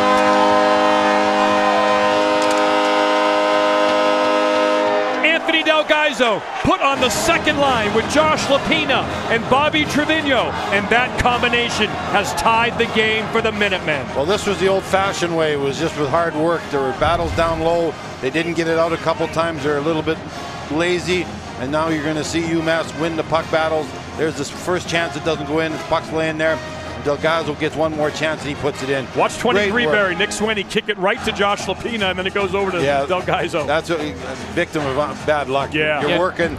You're doing the right thing. You're back there helping your goalie out, but Right. it ends up on the other team's stick. Not often do you see 5 Duluth players in the frame and everybody puck watching. That is not something we are used to seeing. I might have laid a little jinx on him there. Well, things are changing now. It's an entirely different ball game now. Absolutely. We're all square late in the third period. But now looks like the Bulldogs have upped it a gear. Yeah. But well, they would have took it if they could have won by one. They would have took it that way. But UMass has too much character to let that happen. Ooh, Trevino shot that over the glass, then gets stumped. But that man right there, the brother of Mark Delgaizo, Anthony Delgaizo, get on the doorstep, stick it in, tie it up.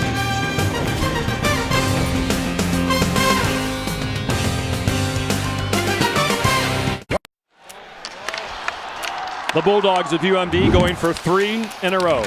Michigan, 1953, won their 3rd consecutive title. In 57, they lost in the championship game, going for 3 in a row. Denver, 1962, failed to make the tournament, going for 3 in a row. 70 did not make the tournament. 1973, the BU Terriers going for 3 in a row, didn't make the tournament. 04, Gophers losing the regional finals. Denver, 06, don't make the tournament.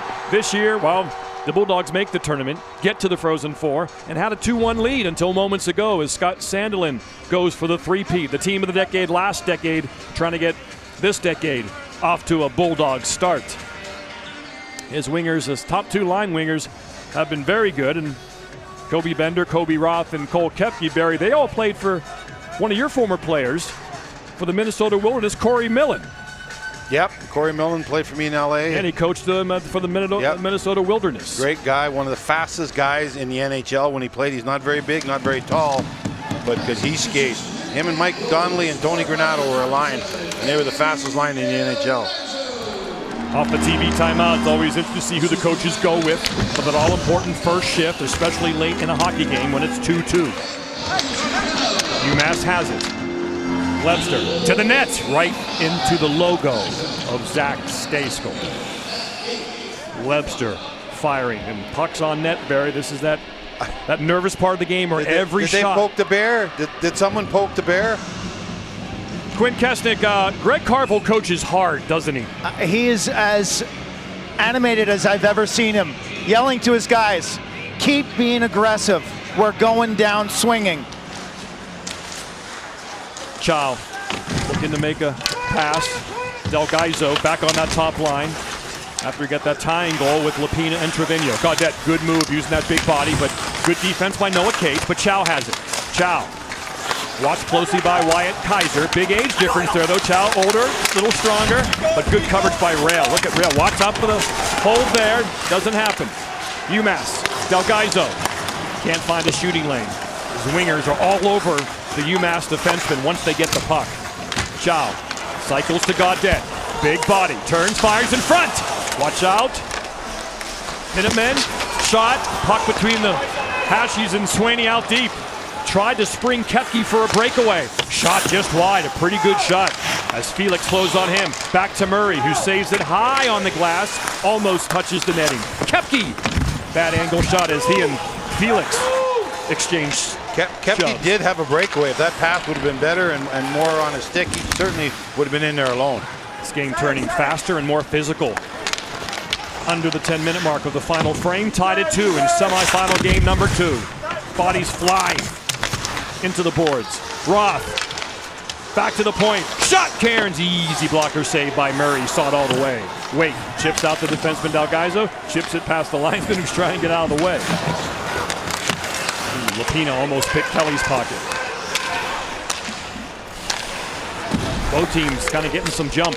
UMass a jump of confidence and wrist shot right there, high and wide from Kobe Bender. Well, we know that the Bulldogs have been in this situation before, so they're not going to crack. They're not going to make a mistake. They'll just continue to come, attack the net to try and win the 5-on-5 battle. Oof. Big collision behind the net. No power plays yet for Minnesota Duluth. Only one for UMass. Watch out for Kessel. He's dangerous. He and Jones are out there. In front, the puck is loose. Trevino gets it to settle down. Goes behind the net. Wait. Mika's out there. Kessel's open. The shot never got there. Another block shot for the Bulldogs. Kessel's open again. Get to Jones. He's open. Bulldogs collapsing on their goaltender. Kessel makes a move. Can't get it by. But the Bulldogs need to change. But Ladderoot's out there. Make a nice move. Shot! save by Murray. He was a tired puppy as well. Well, that tricky forward, man, he thought everyone in the building thought he was going to try and just dump it in and go and change. And he put that move on the goal or on the defenseman. Great job. Time for another TV timeout. Losing an edge right there. Oh, Hunter Lelig goes down, and a little extra for his misfortune. Look better in gold, but the price too high till the second is sold. Only 3 teams can win the national championship this year. It's either going to be St. Cloud State, who qualified for the final earlier today, or it's going to be Minnesota Duluth or UMass. Championship game Saturday, ESPN, 7 o'clock Eastern Time. As a disappointing day, NCAA.com, of course. It's your home for all 90 NCAA championships. Ryan Sandelin, son of Wendy. They go down in game 1, but her husband now has a chance to win in game 2. That'd be a tough day. Well, now she can cheer for her husband, because she wasn't going to cheer for her husband if Ryan would have won. So that wowould have put her in a very tough spot also. So yes. You think we'll see Ryan in a Duluth Bulldogs uniform? I don't know. He looks like a Bulldog, I'll tell you that. Face-off 1. Just over 8 minutes to go. 20 block shots now for the UMD Bulldogs in this game. 5 for UMass. A late power play for either team possibly looms if someone commits a penalty. The referees do not want to make a penalty call. They're praying that nobody does anything stupid. Again, Ryan Sandelin and the Minnesota State Mavericks went down in game 1. This is Mom Wendy, Penn State grad.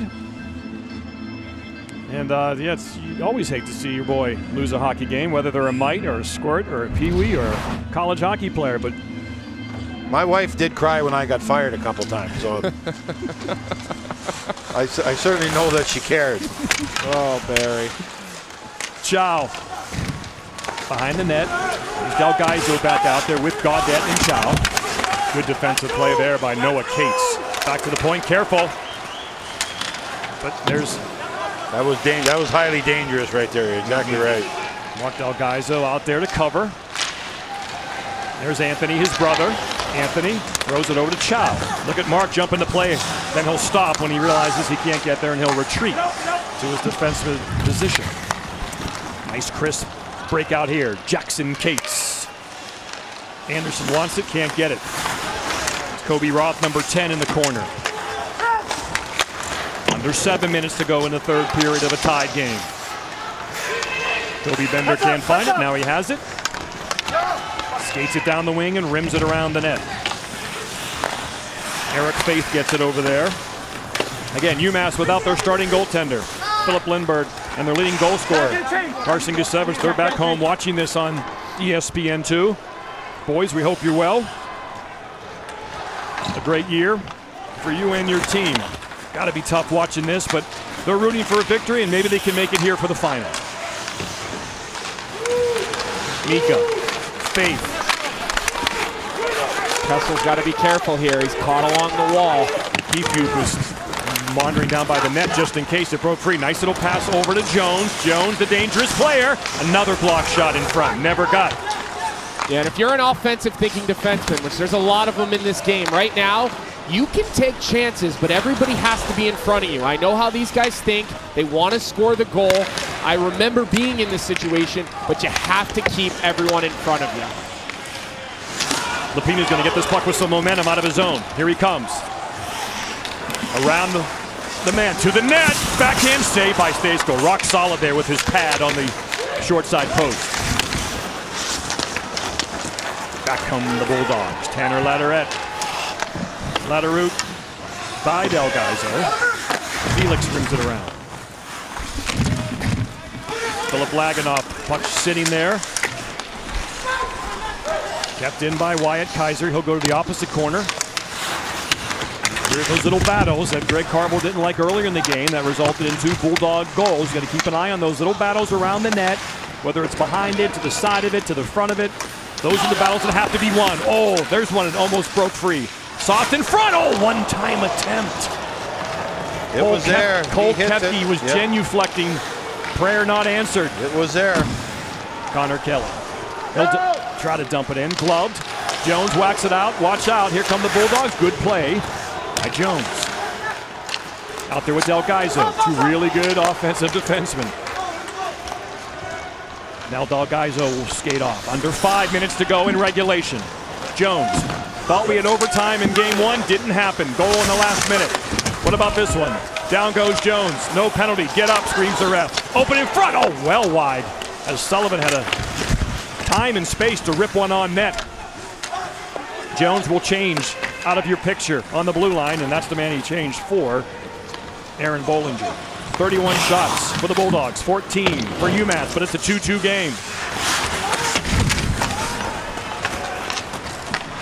4 minutes left in regulation. Both teams not wanting to make that mistake.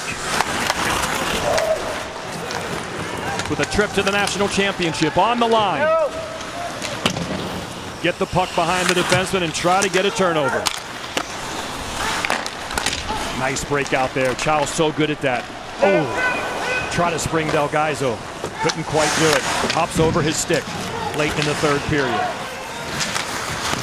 Long stretch pass. That'll be on goal, so no icing. Murray will cover it up, and we'll have a face-off in the Minutemen zone. Johnny, that was a great pass in the middle. He was there.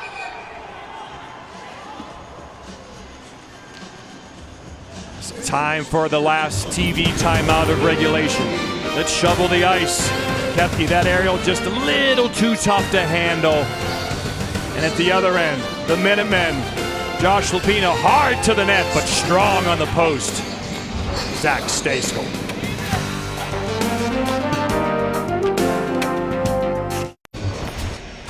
Jersey boy does it again. Anthony Del Gaizo, his brother, of course, was the overtime winner in the semifinal game 2 years ago. And in this semifinal, he ties the game. First goal of the year with the goalie in net. We saw his first goal of the season at the Bridgeport Regional. That was an empty net goal. That was his first of the year. So this is his first with a goalie, and that's his brother, Mark, who got the overtime winner against Denver, and now brother Anthony gets one in a semifinal game to tie the game. So what a cool moment for that family. Great picture in Bridgeport. Someone took from behind them, arm in arm. You could see their uniform numbers from behind, and their family was taking a picture with their cell phones of them on the ice. It was a beautiful shot. Hope you saw that on Twitter this past week, and it's a family affair for the Del Gaizos here in Pittsburgh. Big offensive zone face-off for UMD. Lupino does a good job to make out a 50-50 fair. Puck stands still. It gets a hard shot on net, but right there is Murray denying ladder route. And of course, Matt Murray here because of the COVID protocol situation for UMass. And Anthony Del Gaizo moved up to the first line because Carson Gusevich, also part of that group. 4 players in all, didn't make the trip. For the Minutemen, they're hopeful they can if they can win this game and make the title game Saturday.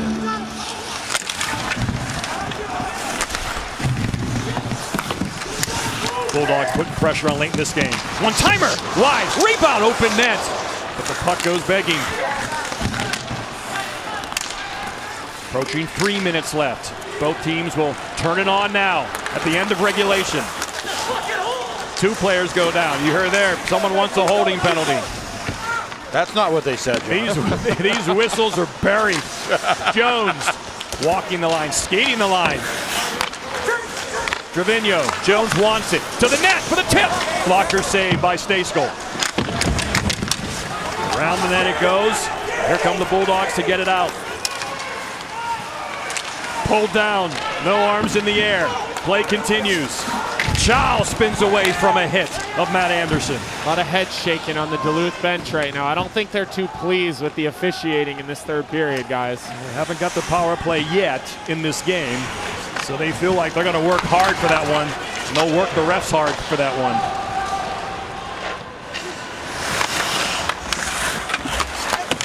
UMass. Del Gaizo to Chow. That's going to be icy. No, it's not. Out of nowhere comes Sullivan to get to the puck first and prevent the icing. Laganoff. Some big bodies out there for UMass right now. They're going to try to win these wall battles and take a late lead. Lebster stopping, spinning, in front! Oh, just behind Laganoff as the Bulldogs break out. But back checking there is Levster.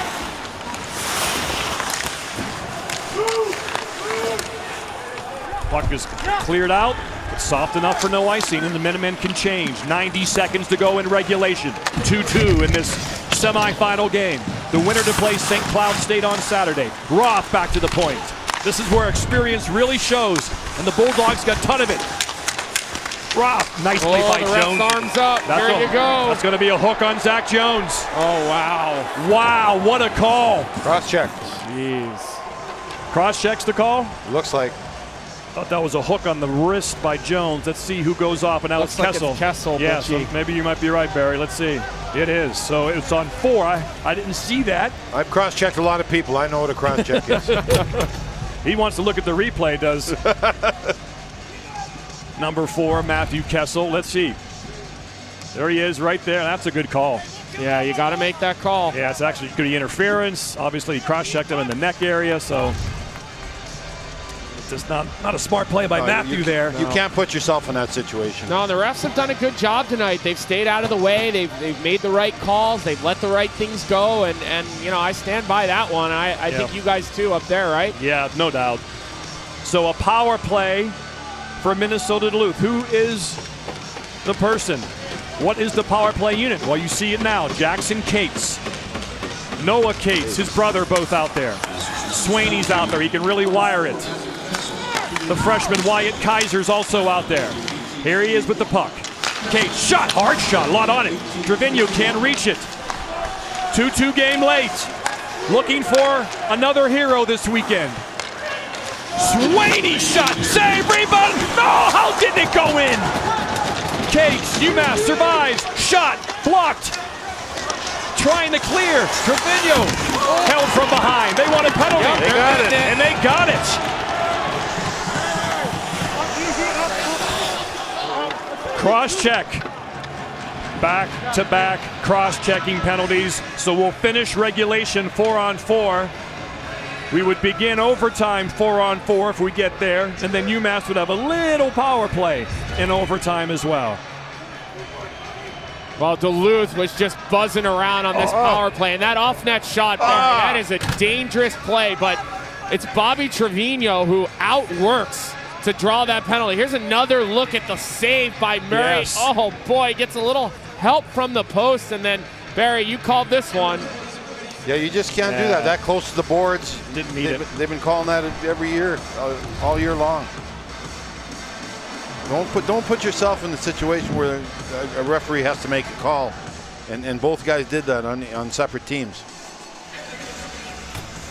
Well, you got Kessel in the box, who is definitely a player for UMass that you would see on a 4-on-4. So I'll be interested to see who UMass rolls out on D. I think we know who we're going to see with Duluth. I think we're going to see some of those older, experienced forwards up front for those guys, Barry. Bulldogs call timeout here with 46.6 seconds to go. Scott Sandlin wants to make sure that he's organized for this final 46.6 seconds. Gets the rested people he wants out there 4-on-4. You know, Swaney's a big body that can really fly. You know, 4-on-4, give him a little bit more ice. You know, a guy like that you want to get on the ice. Guys that can fly right now, those are the type of guys you want on the ice. So back-to-back cross-checking penalties. You see Kobe Roth having a conversation with the off-ice official, and there's Matthew Kessel. So a couple of cross-checking penalties. Now because of the penalty, the puck put on the dot in the Bulldog end. So face-off to the right. Gaudet can't seem to get it, and the Bulldogs will be able to possess the puck. 4-on-4. See how aggressive both teams play this. Here comes Rail. Back to Swaney. Up to Rail, the defenseman, kind of up in the zone a bit, so he'll retreat now. Here's Chow. One more chance for UMass, maybe, to get a late regulation goal. Here they go. They got some numbers. Jones moving in. What a move. Jones across. Oh, behind Chow. He would have had an open net. Now the Bulldogs come back, trying to beat the clock. Swaney stops, turned away by Chow, looking for a trailer. Has Kelly, the defenseman, saved by Murray, and we're going to have overtime. Wow. Oh, wow. What an ending. And it's not over yet. Man, those mitts of Zach Jones are filled with marinara, and he showed them off there, Colby. Yeah, that's ice in your veins to have the wherewithal and the puck patience, faking the shots. He's got everybody looking at him, and he tries to center it to Chow. It just goes off a skate, but that would have ended the game, and that was a heck of an individual play by Zach Jones. And overtime, boys, don't we love that? Here we go. I think it was off the skate of Wyatt Kaiser. Like you said, that would have been a tap-in goal. But off the right skate of Kaiser. And we're going to overtime, Nabil. Pack a lunch, motto, Richland. Oh. We have overtime in the national semifinal game in Pittsburgh, Pennsylvania. Minnesota Duluth. UMass, the winner, goes to the national championship game, and look at that number. The Minnesota Duluth Bulldogs have won 9 straight games in overtime in the NCAA tournament. The most recent 5 overtimes bury Luke Milmock, the hero, as they eliminate North Dakota and head here to Pittsburgh. That's going to take another overtime if they get to the title game. Here they come, taking the ice. Of course, this is the second semifinal game in UMass hockey history. Their first went to overtime in Buffalo, and Mark Delgaizo was the hero there that sent them to the final. Well, here we go again. Well, before the game started, I talked about the winning culture of the Bulldogs. That's right. That is what this is all about. A winning culture, a team with winning culture expects to win. They don't want to win, they expect to win. And the bottom line is UMass, I think, want to win. There's a little bit of difference. UMass certainly is on the right track to becoming a team with the winning culture of a Bulldogs, but this thing's unbelievable the way they're doing it, winning all these games. Good wraparound right there. Everybody's in front of the net looking at the puck. Nobody's watched Delzato coming from behind the net. And he was smart. He didn't get into the pile. He just stayed away from the pile, and the puck came to him. Again, very smart play by the young forward. Only in the lineup because of the COVID stuff. But just a great job. And, hey, I love OT. I don't get paid any extra. So I'm very, very objective. I just want to see a great goal scored to finish these two teams off. There's Luke Milmock. He was the 5 overtime hero against North Dakota. It's nervous time now in overtime. A trip to the national championship game is on the line here in Pittsburgh. Connor Kelly begins the play, looping around 4-on-4 hockey to start overtime. Pass out front, chance number 1, Jackson Cates, a swing and a miss. Matthew Kessel will be the first man to jump on the ice, giving UMass a brief power play. Will it end before that, going 4-on-4? Lots of room out there for these college hockey players. Good ice too, John. Fresh sheet of ice here in Pittsburgh. Yeah, looks great. Here comes Delgaizo with room. Here comes Kessel. It's going to be a power play for UMass Here now. it is. Zach Jones dissecting, shooting, but blocked by Wyatt Kaiser, and the puck comes out. 25 seconds, 22, 21, 20 left in the power play for the Minutemen. Here's Zach Jones, dangerous. He's back for Kessel. Over to Chow. Gets it deep, and he'll go chase it down. Louis Rail there. Chips it up the wall. Sweeney tries to get it out. UMass will keep it in. Kessel's got room. Shot! Save just wide as well. Penalty over. Roth comes out of the box. He would have had a chance, but they couldn't get the puck to him. Now free in the slot. UMass, Chow, save! Rebound, cleared away to the corner. That might have gone off the post, Butchie. I had a good angle from my vantage point. I think that might have gone maybe the outside of the post, but it might have. Icing his call. Face off back to the Bulldog end as I think there's some plexiglass in front of that net. That's what I think. Zach Stasko looking around, seeing what happened there. I don't think it hit the net. I think it was short side, but nonetheless, it stays out. Next goal wins in Pittsburgh.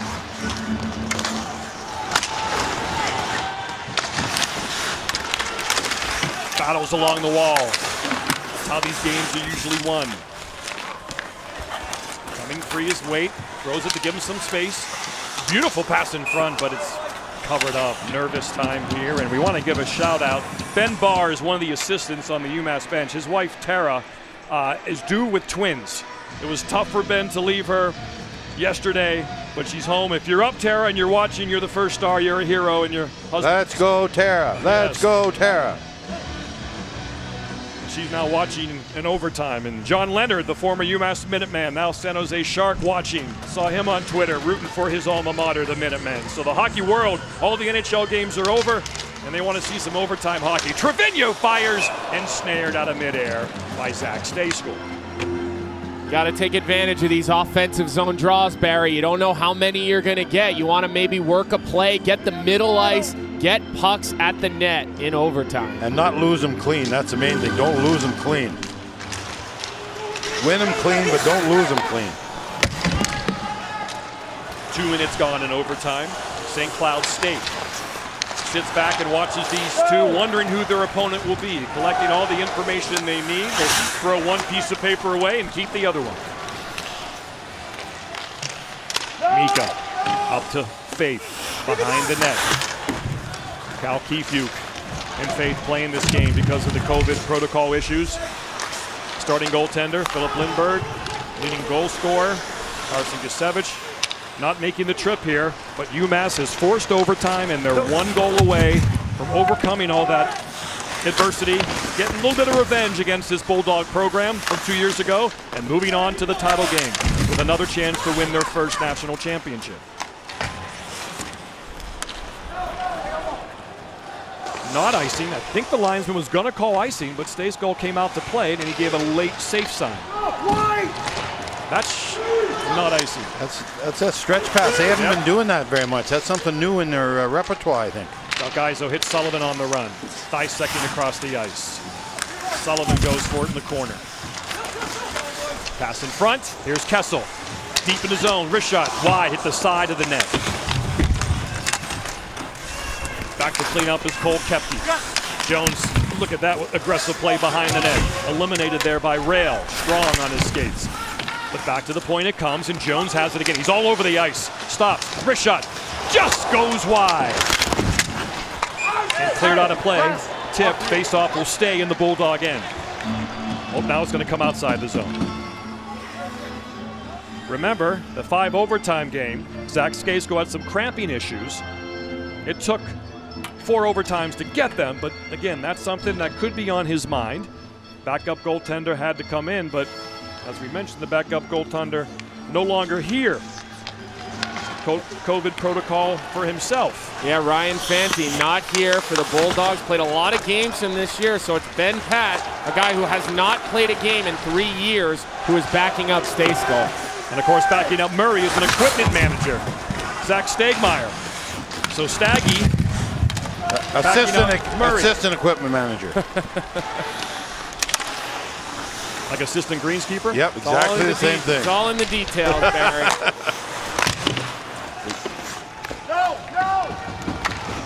Overtime, both teams a little cautious coming out of the gate. Ooh. Oh, that would have been a golden opportunity for the Minutemen if that pass would have connected.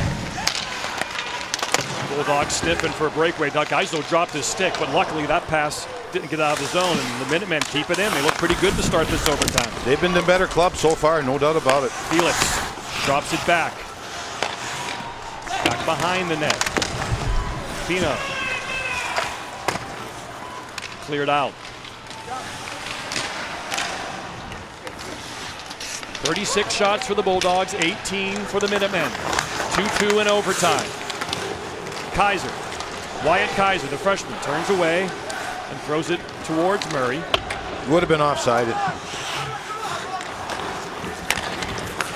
UMass is really playing north-south hockey in this overtime, guys. I don't see a lot of east-west. I don't see a lot of D-to-D. They are getting up in the ice and getting up in the play quickly. Valgaiso, possible number situation here. Wait, wrist shot, another block shot. Down goes Matt Cairns. That one hurt. Hit him where there was no padding. Pass out in front. Looking for a bad angle goal, which is always a good shot.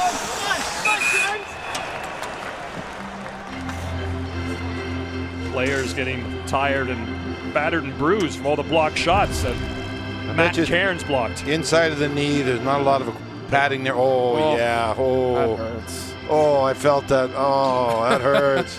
I haven't had one of those in years. That's a stinger. Faced off to the right of Stejskal is Cairns. Tries to shake it off on the Bulldog bench. Going to stand for a second. Get that blood moving. Stejskal actually handles the puck very well for a goaltender. He can fire it pretty well. He could almost stretch pass it out himself if he gets a little bit of time. Mika passing the slot. Try to make a play there. Back to the point it comes. Wrist shot blocked. Kessel's out there with Jones again. Jones pinching hard. Kessel covers it. Watch out. Shot just wide of Murray. What a good stick by Kessel. That was Milmock again. He had a chance to be an overtime hero. 2 games in a row. Back come the Minutemen. Puck loose in front. Comes out. Numbers the other way, but falling down. Not able to make a play was Jesse Jock. So very aggressive Minutemen. Possible odd man rushes. Open in front shot. Oh, big save. That was point blank. Cal Kefuk. Buck to the net. Wide. Shot wide again as Farmer throws it off the bench. Fresh skater Laganoff. Down the wall it comes. 17. Just off the bench.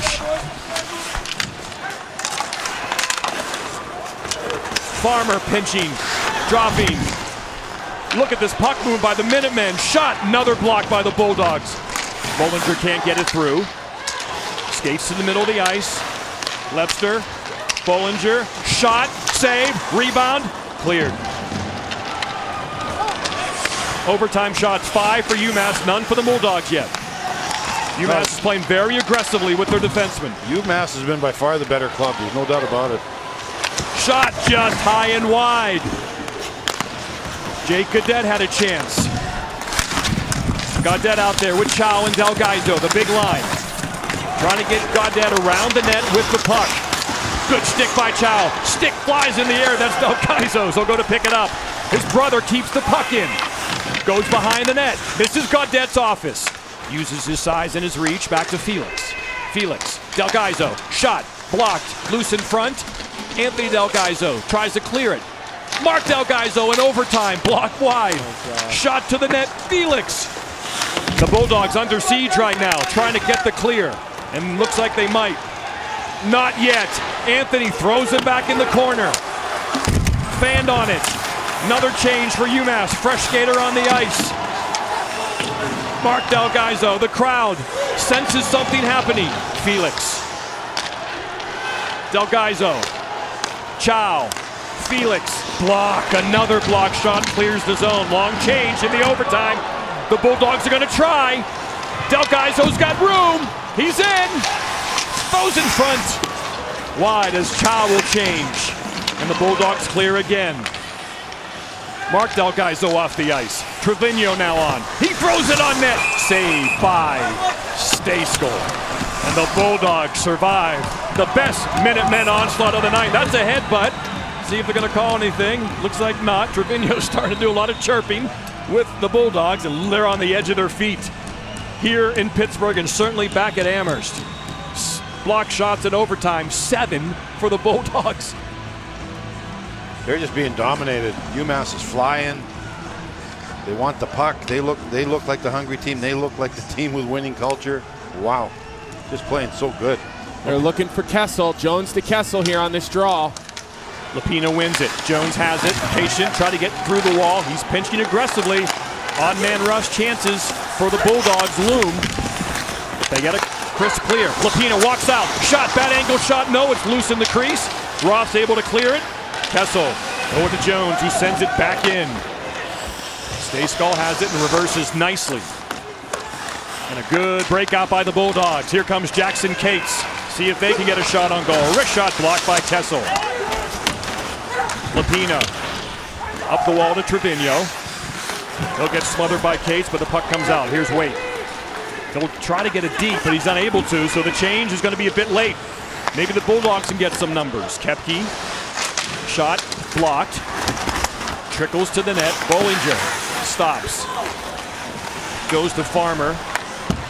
Goes back to Bollinger. Up the wall, Trevino. Gets by him. Halfway through the overtime, we are approaching. Turnover. Shot in front. Saved by Stejskal. Another loose puck. Can't get it is Faith. UMD will clear again. The Bulldogs are lucky their goalie came to play in this overtime period. Whether they've lost their legs or something, they don't quite have the same jump. And the Minutemen right now are controlling things, carrying the play. Turnover behind the net. Walking out in front. Puck is loose. Minutemen are able to get it out. Darian Goetz. F-bombs are flying in Pittsburgh. Slapper saved by Murray. Puck loose. Bat out of midair. Back to the point.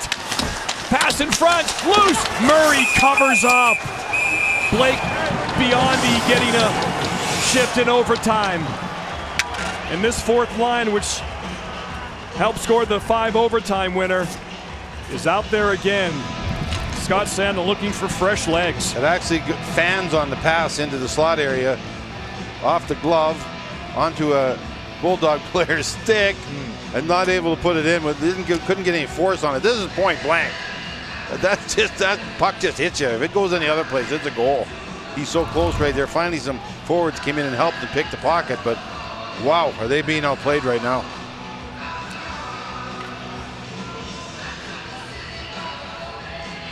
Little veteran move here by Murray, going for the old pad fix. Yeah. Buying his guys a couple extra seconds. Can't trust those goalies. Jacques will take the face-off. He's got Milmock, the 5 overtime hero, and Biondi as his wings. Laganov, big strong kid, wins the face-off, lumbers down the ice into the Bulldog zone. Leaves it, back to the point. Delgaiso shot. Nice glove save. Stejsko, a lot of confidence right now with his body language. He's really bailing his team out. 8-2 shots on goal, UMass. Something's going on.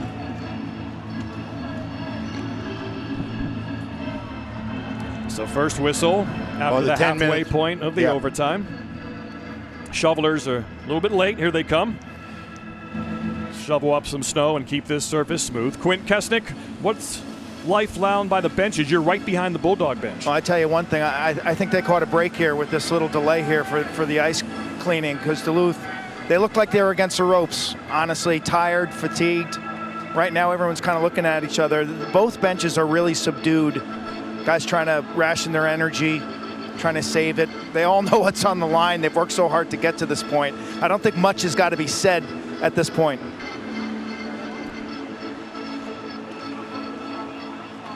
This is how they roll, though. This is their time. Yep. UMass, though, trying to find something deep within themselves is one.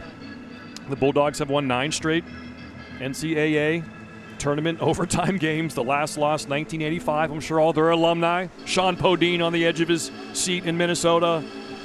That's a NCAA record, by the way, which is certainly understandable to win 9 straight tournament overtime games. Think Podes is still awake, John? Oh, Podes is still awake. You think so? He's pretty old. Cranking some tunes. I used to love watching him when he was a Philadelphia Flyer.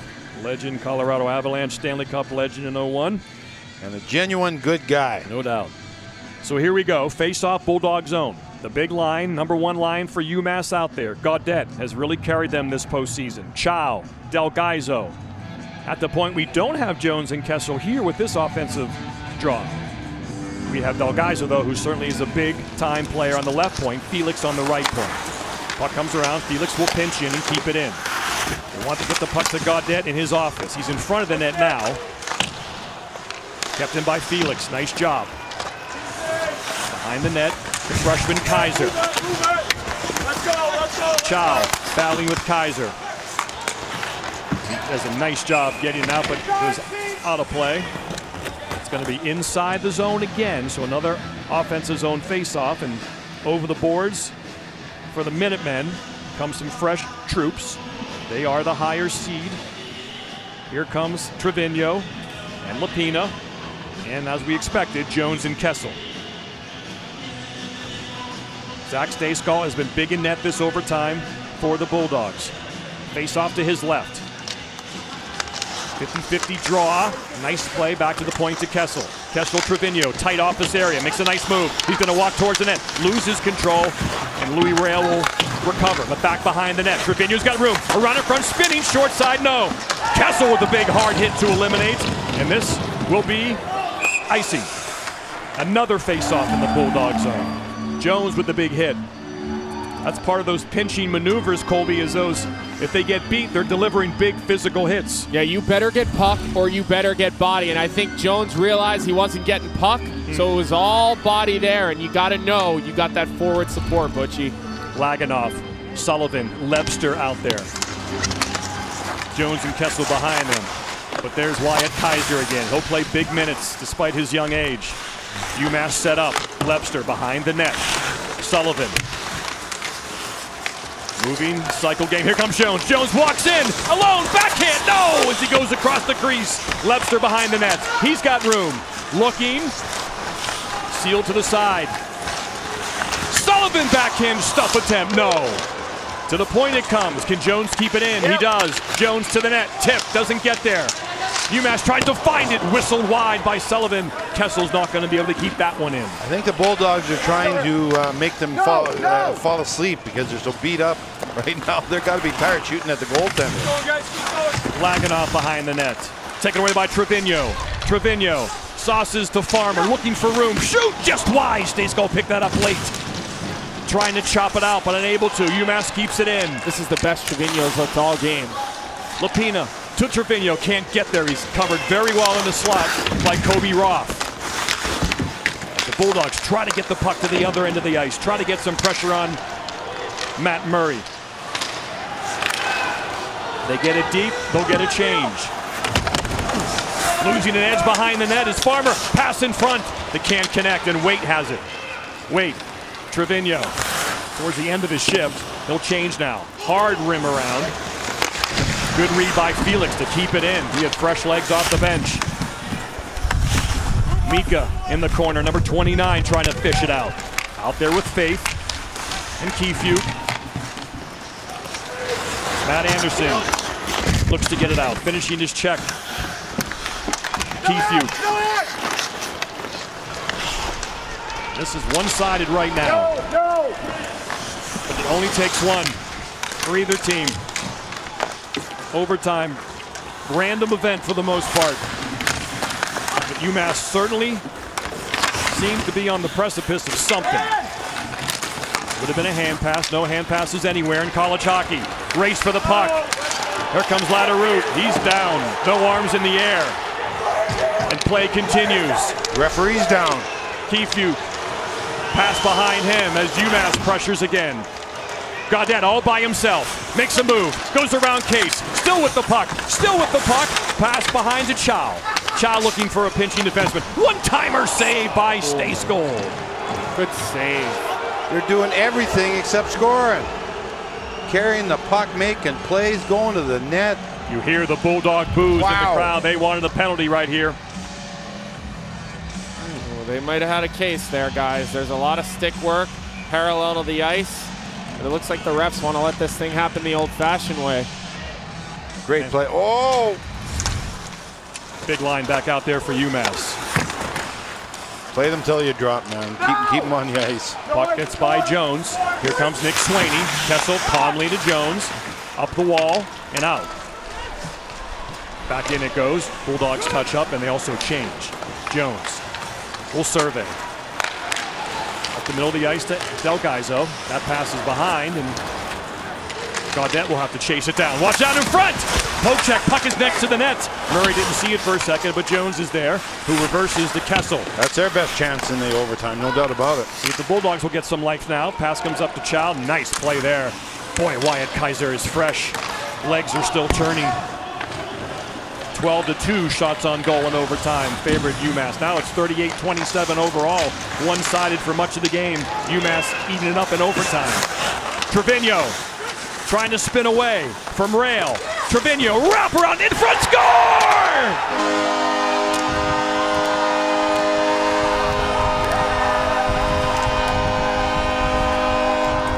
The wait is over.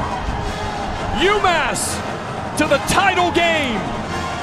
For the second tournament in a row, they win it in overtime in the semifinal game. Garrett Waite, number 12, is the hero.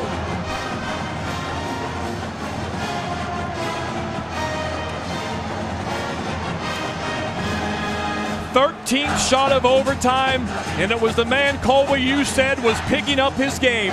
Bobby Trevino, the Walter Brown Award winner, made it happen. There'll be no three-peat for the Bulldogs. Their extraordinary run comes to an end in the NCAA tournament in overtime.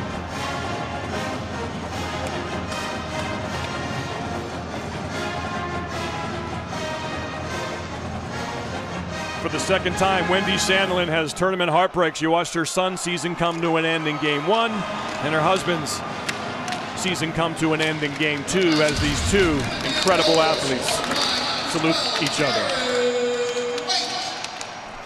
Well, Butchie, we talked about how important Trevino was. We didn't see him parts of the game, but he stepped up in overtime. He was their best forward. He makes a great play on that goal. He hits his former junior line mate on the back door, and I'm sure that feels good for UMass. Revenge is sweet, even if it's a couple years later. No doubt about it, the best team won. They dominated in overtime, outshot them very, very badly, outchanced them terribly, and just looked like a fresher, hungrier, nastier team that wanted to win this game more than the Bulldogs. I didn't think that was possible, but boy, Coach Carville's got to be proud of his team. The Minnesota Gopher transfer. Garrett Waite played 2 years for the Gophers, transfers to UMass, and the former Gopher beats the Bulldogs in overtime.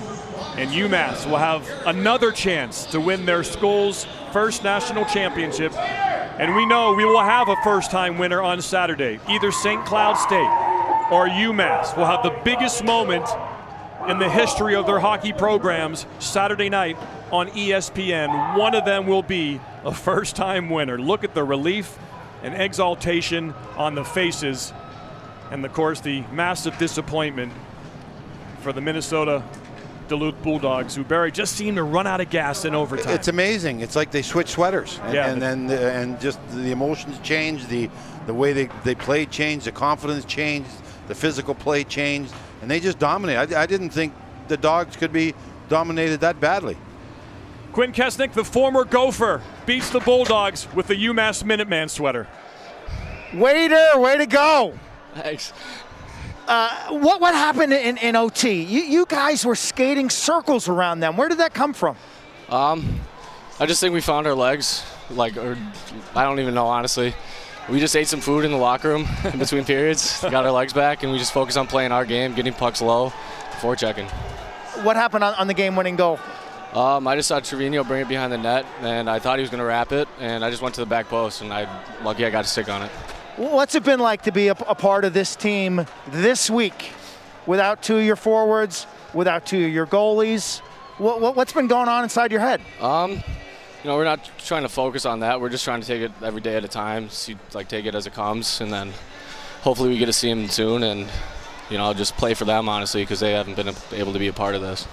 What was that like, trying to block out all that stuff and focus on the ice? It's something you don't not really know. They've been with us every step of the way. You see them every single day, and just not having them here is different. But everyone has their own jobs and everything to take care of. So, Waiter, I heard Coach barking at you tonight. He said, "Waiter! Waiter's in the house, Bucci. Yes, Game sir. winner." Yes, sir. And now, will they get Carson Gisevich back for the championship game? And who starts in net Saturday, Barry Melrose? I was saying the same thing. Matt You make Murray changes. was very good. Exactly. That's tough to do. It's tough not to do.